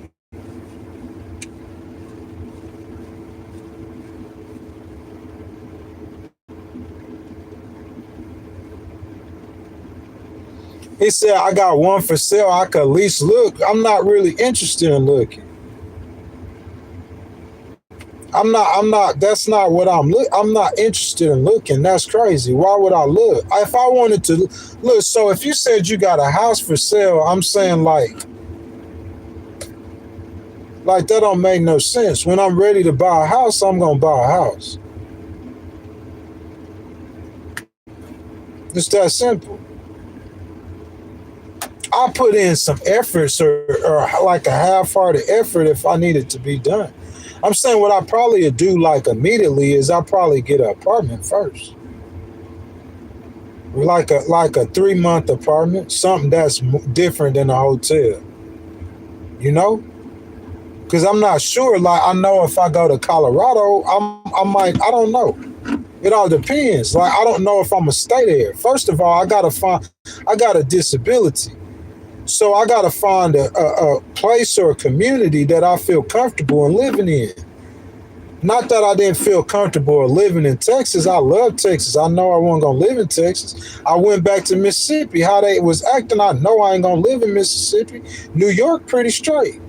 I would possibly live in New York, but it's too expensive. And plus, I wanted to go west and finish the tour. I wanted to travel some more. It ain't out my system. See what I'm saying? I could go to Vermont, and it ain't about you saying you got a house. Where you got a house at? In Mississippi, why I'm going to look at something I ain't going to live? Where you got a house at? In Texas, why I'm going to look at something I ain't going to live? I'm going to look at your house when I had the money to buy one and I chose to pass. So I'm saying, what's looking at your house going to do if I'm not interested in it? I need to look at a state that I'm going to live in. That's what I need to look at. I don't even know the state I'm going to live in yet. And it's been like that for a year. Like I said, I started in Texas in 2025. I declined to live in the state of Texas. It's not going to change. That's where I still stand. I went back to Mississippi and I declined and they declined. So I'm saying I just got to find the area that I'm going to live in first. That's the first problem. If I knew the area, I'll just go get an apartment.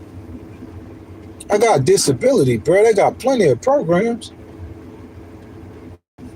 That's the problem. I don't know the area. And I had planned on moving or going to another spot, doing a tour. Oh, I don't need to. You said if you got an RV, bro, I'm saying I'm going to just pay cash for it whenever I want it. Or I'm going to go finance one. I told you already I had an RV finance. I think they might have, what's that called whenever when they first pulled it? I'm saying they didn't pull the RV like I bought it, bro. I already got one financed. I'm saying I could go get one tomorrow. Where I'm gonna put it at? That's what I'm saying. I can't. The only reason I ain't bought one yet is I can't tow it on with this BMW. So then I gotta go trade in my car. I'm saying, why I'm gonna trade in my car in the middle? Like, bro, it's gonna work itself out. I'm not worried about it. You know what I'm saying? Then why I'm gonna get an RV I'm not gonna keep on traveling. I think once I go west, it's gonna be about the end of it. I'm not gonna keep zig. I done seen it. You feel that? New York, LA, those and everything in between. I done seen it. So once I see all that, I might say, hey, okay, ain't no moving. I want to say, yeah, the RV would be straight. You see what I'm saying? So I had the RV in case I ever start traveling again, I'll be able to move. But I'm saying I don't know where I'm going to put it at. That's why I didn't buy one in Mississippi. I was about to. And then during the time I was having problems, I went to North Carolina. And then by the time I came back, I was like, man, it's too much stuff going on. I ain't trying to live around here with all this drama. You know what I'm saying? I'll deal with some drama and get some lawsuits. But I'm saying New York could be straight. That's why I came up here first. You know what I'm saying? New York could be straight for me to do whatever. But I'm saying, like, it's kind of expensive. And I didn't know I was going to. You know what I'm saying? But it's straight, though. I would live in Harlem on everything. I would live up here where I'm at. I would live really anywhere from here to Harlem, almost. Real talk. I'll leave from here and I'll go back up north across the Ithaca and I'll stay in Ithaca. Just about me wanting to do it. That's what it's about. Not me trying to, I just wait. You know what I'm saying? I'm going to just wait till that time. Whatever it comes to, that's what I'm going to do. Point blank period.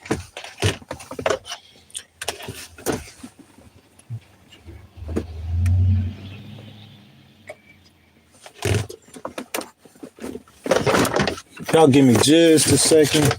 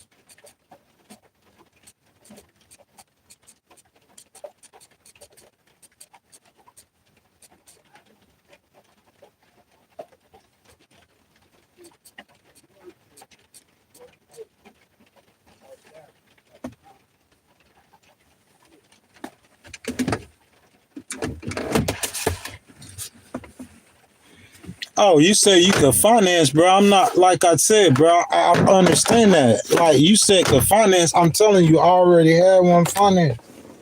They don't cost that much money, man. You really ain't even got a finance, so you could go get a loan, really a personal loan for about $5,000-6,000 and get an RV. You know what I'm saying? One that you would stay in, one that's used. I'm just not on that right now. That's what I'm saying.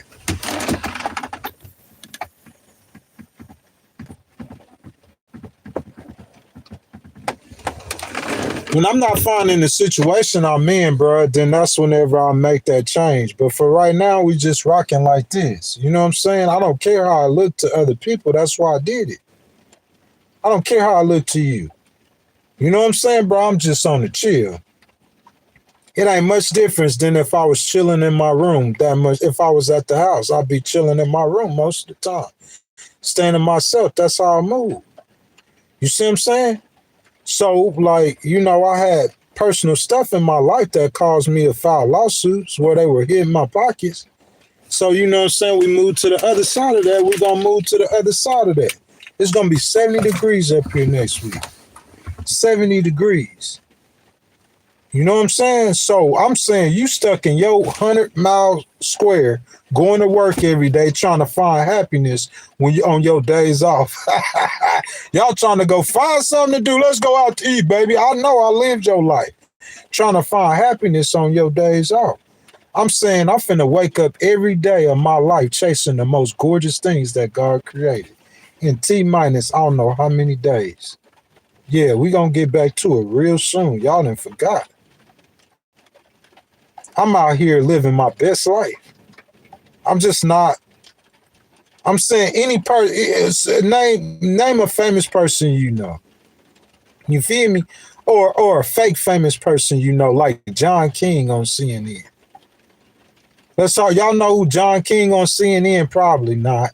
He like a backup quarterback. He was like a backup Wolf Blitzer. Or he like a backup Anderson Cooper. Y'all know who John King is on CNN? He's the most uneventful CNN anchor ever. Well, say if you was like John King and you had money and you wanted to tour America for like a year, you could do what I did and not be broke.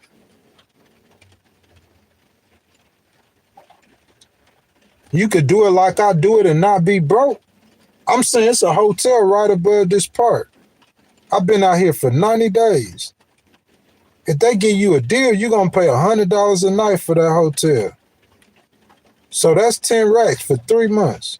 That ain't nothing, the rent they paying out here anyway. It's probably cheaper there. Some of them, the rent they pay. But I'm saying to keep your apartment or whatever you got in New York, New Jersey, you got to pay that too, and you got to pay this 9 racks. You got to pay $3,500 just for the stay. In Michigan, I'm saying you don't want to stay in the car. You don't want to live in the car. So I'm saying let's count out $100 a night.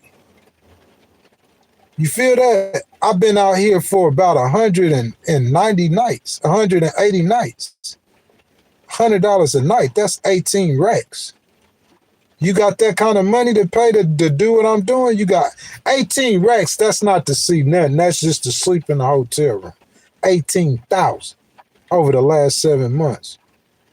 Because I don't have nothing maybe I should trade the car in to pull an RV. I ain't made that decision yet. That's not the decision that I made.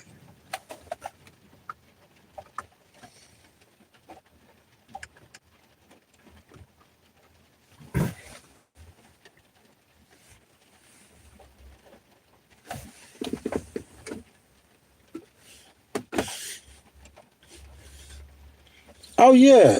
82 degrees in Sacramento in the mountains, and it's beautiful outside, bro. That's what I'm trying to do. Silver, baby, that's what I'm trying to do. They don't understand that. You see what I'm saying? The dude hating on me, bro, he living in Mississippi. I'm not hating on Mississippi because it's nice where he stay at. It's a little beach community, but he been there. He been looking at the same thing for 40 years every single day. Living in a 2-bedroom house with in a 100-mile circle. Is he happy? He happy. I know he get that girl. That girl want to leave the state. She want to go somewhere, do some stuff. She want to go live. He living in a 100-mile circle on the map. Doing the same things he been doing for 30 years. Rolling the same blunts, popping the same pills, chasing the same girls since he was in high school. Ain't nothing changed. And he gonna come hate on me because I'm trying to do something.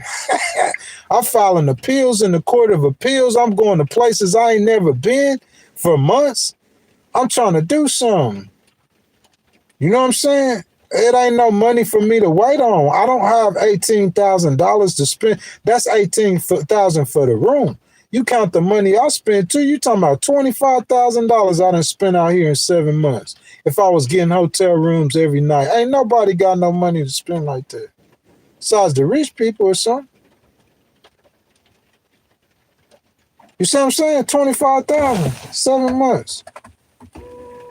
You ain't got nothing to show for it. You ain't gonna spend no money like that either. So shoot, I'll have to be in the car. When I did the Texas tour, if I would have stayed in the car, I would have saved 6, 7 racks. I should have stayed in the car too then. I have $7,000 more dollars.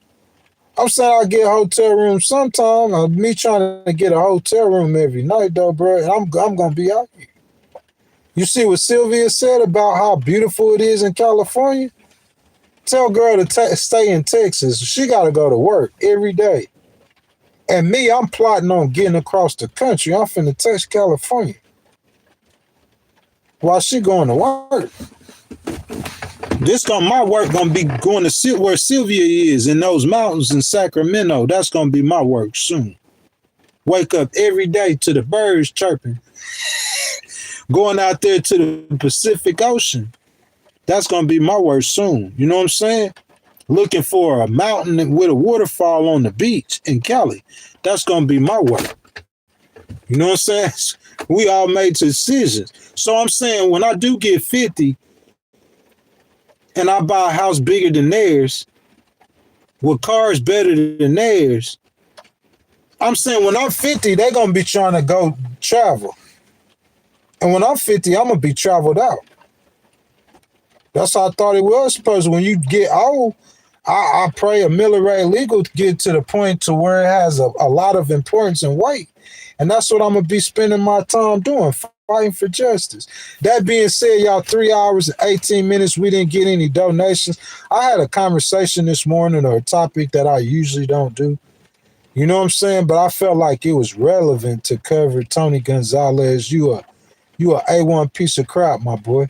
I just want to let you know that. You need to get forgiveness. You need to repent for what you did. You need to exit politics and wait for a few more years before you ever could come back. If they ever let you back into politics, man. Some people get power and authority and it go to their head, and we see what Mr. Silva did. It just wasn't right. You know what I'm saying? That being said, y'all, that's my time, man. I appreciate y'all. I love every last one of y'all. I thank all for y'all for showing up, man. You know what I'm saying, bro? I'm a born-again Christian. I tell the people this all the time. I love Jesus, man. I believe Jesus suffered, bled, and died on the cross for my sins. I believe the blood that Jesus shed washes away my sins. You see what I'm saying? That's a life worth living in my mind. That's a life worth living. It don't matter how much money you get. It don't matter. Some people, that's what they care about. They care about the money, the girl. I'm saying, I guess at that time, that was a life worth living to the people who care about that. That's what I'm into. I'm into waterfalls and stuff. Now, I guess if you had money, you had more money than Elon, then you could go do all that kind of stuff. You can afford to do that stuff. I can't really afford it, but I'm living that. That's the life. I'm saying, man, it is what it is. You know, we just pray for better days and better times and get more comfortable. But in the meantime, this is the day the Lord has made. I will rejoice and be glad in it. Guys, next week, I'm going to be able to pull this camera out. And next, Lord willing, I'm going to be able to put that camera out that window. Or I ain't going to even put the camera out the window, y'all. I'm going to be out there. NTZ Claus, thank you for that donation. He said like and subscribe. I'm going to put the camera out there in the window. I'm not going to put the camera out there. I'm going to be out there. You see what I'm saying? At NTZ Claus, next week, bro, it'll be 70 degrees, 75 degrees, and I'll be out there in some beautiful location. Oh, man, he found this hideaway in Connecticut. Where you find that at, Ghost? It's so gorgeous out there. Oh, man, he found this. That's what I want to do, man. I want to record content, adventure, file lawsuits. I'm doing what I want to do. Okay, so I'm in the car. Oh, well, that's just the way it came to me at this moment. It's not a permanent situation. It's not permanent. You see what I'm saying? Like, I'm going to keep going, doing what I got to do. I'm going to fight through it, man. I'm going to pray through it. Like I said, man, I wake up every day, man. You know what I'm saying? I say, this is the day the Lord has made. I will rejoice and be glad in it. Man, I love y'all, man. You know what I'm saying? Tomorrow morning, President Trump, y'all, he's killing all the villains. We talking about it in the morning. This probably be more positive for him. You know what I'm saying? But I still talk about that war because it look like we're going to be stuck in that war for a minute. Might be at least. You know what I'm saying? Guys, that's my time. Like I said, man, I love y'all. I appreciate y'all, man. NTZ Claus, thank you for rocking with me. That donation. Sylvia, thank you. She said, when you're 50, sir, you will be up in the mountains and that land will be yours. Like my land is mine. Such good people in the mountain. Such a great community. You see what she said? And in 4 years, I'll be 50 years old.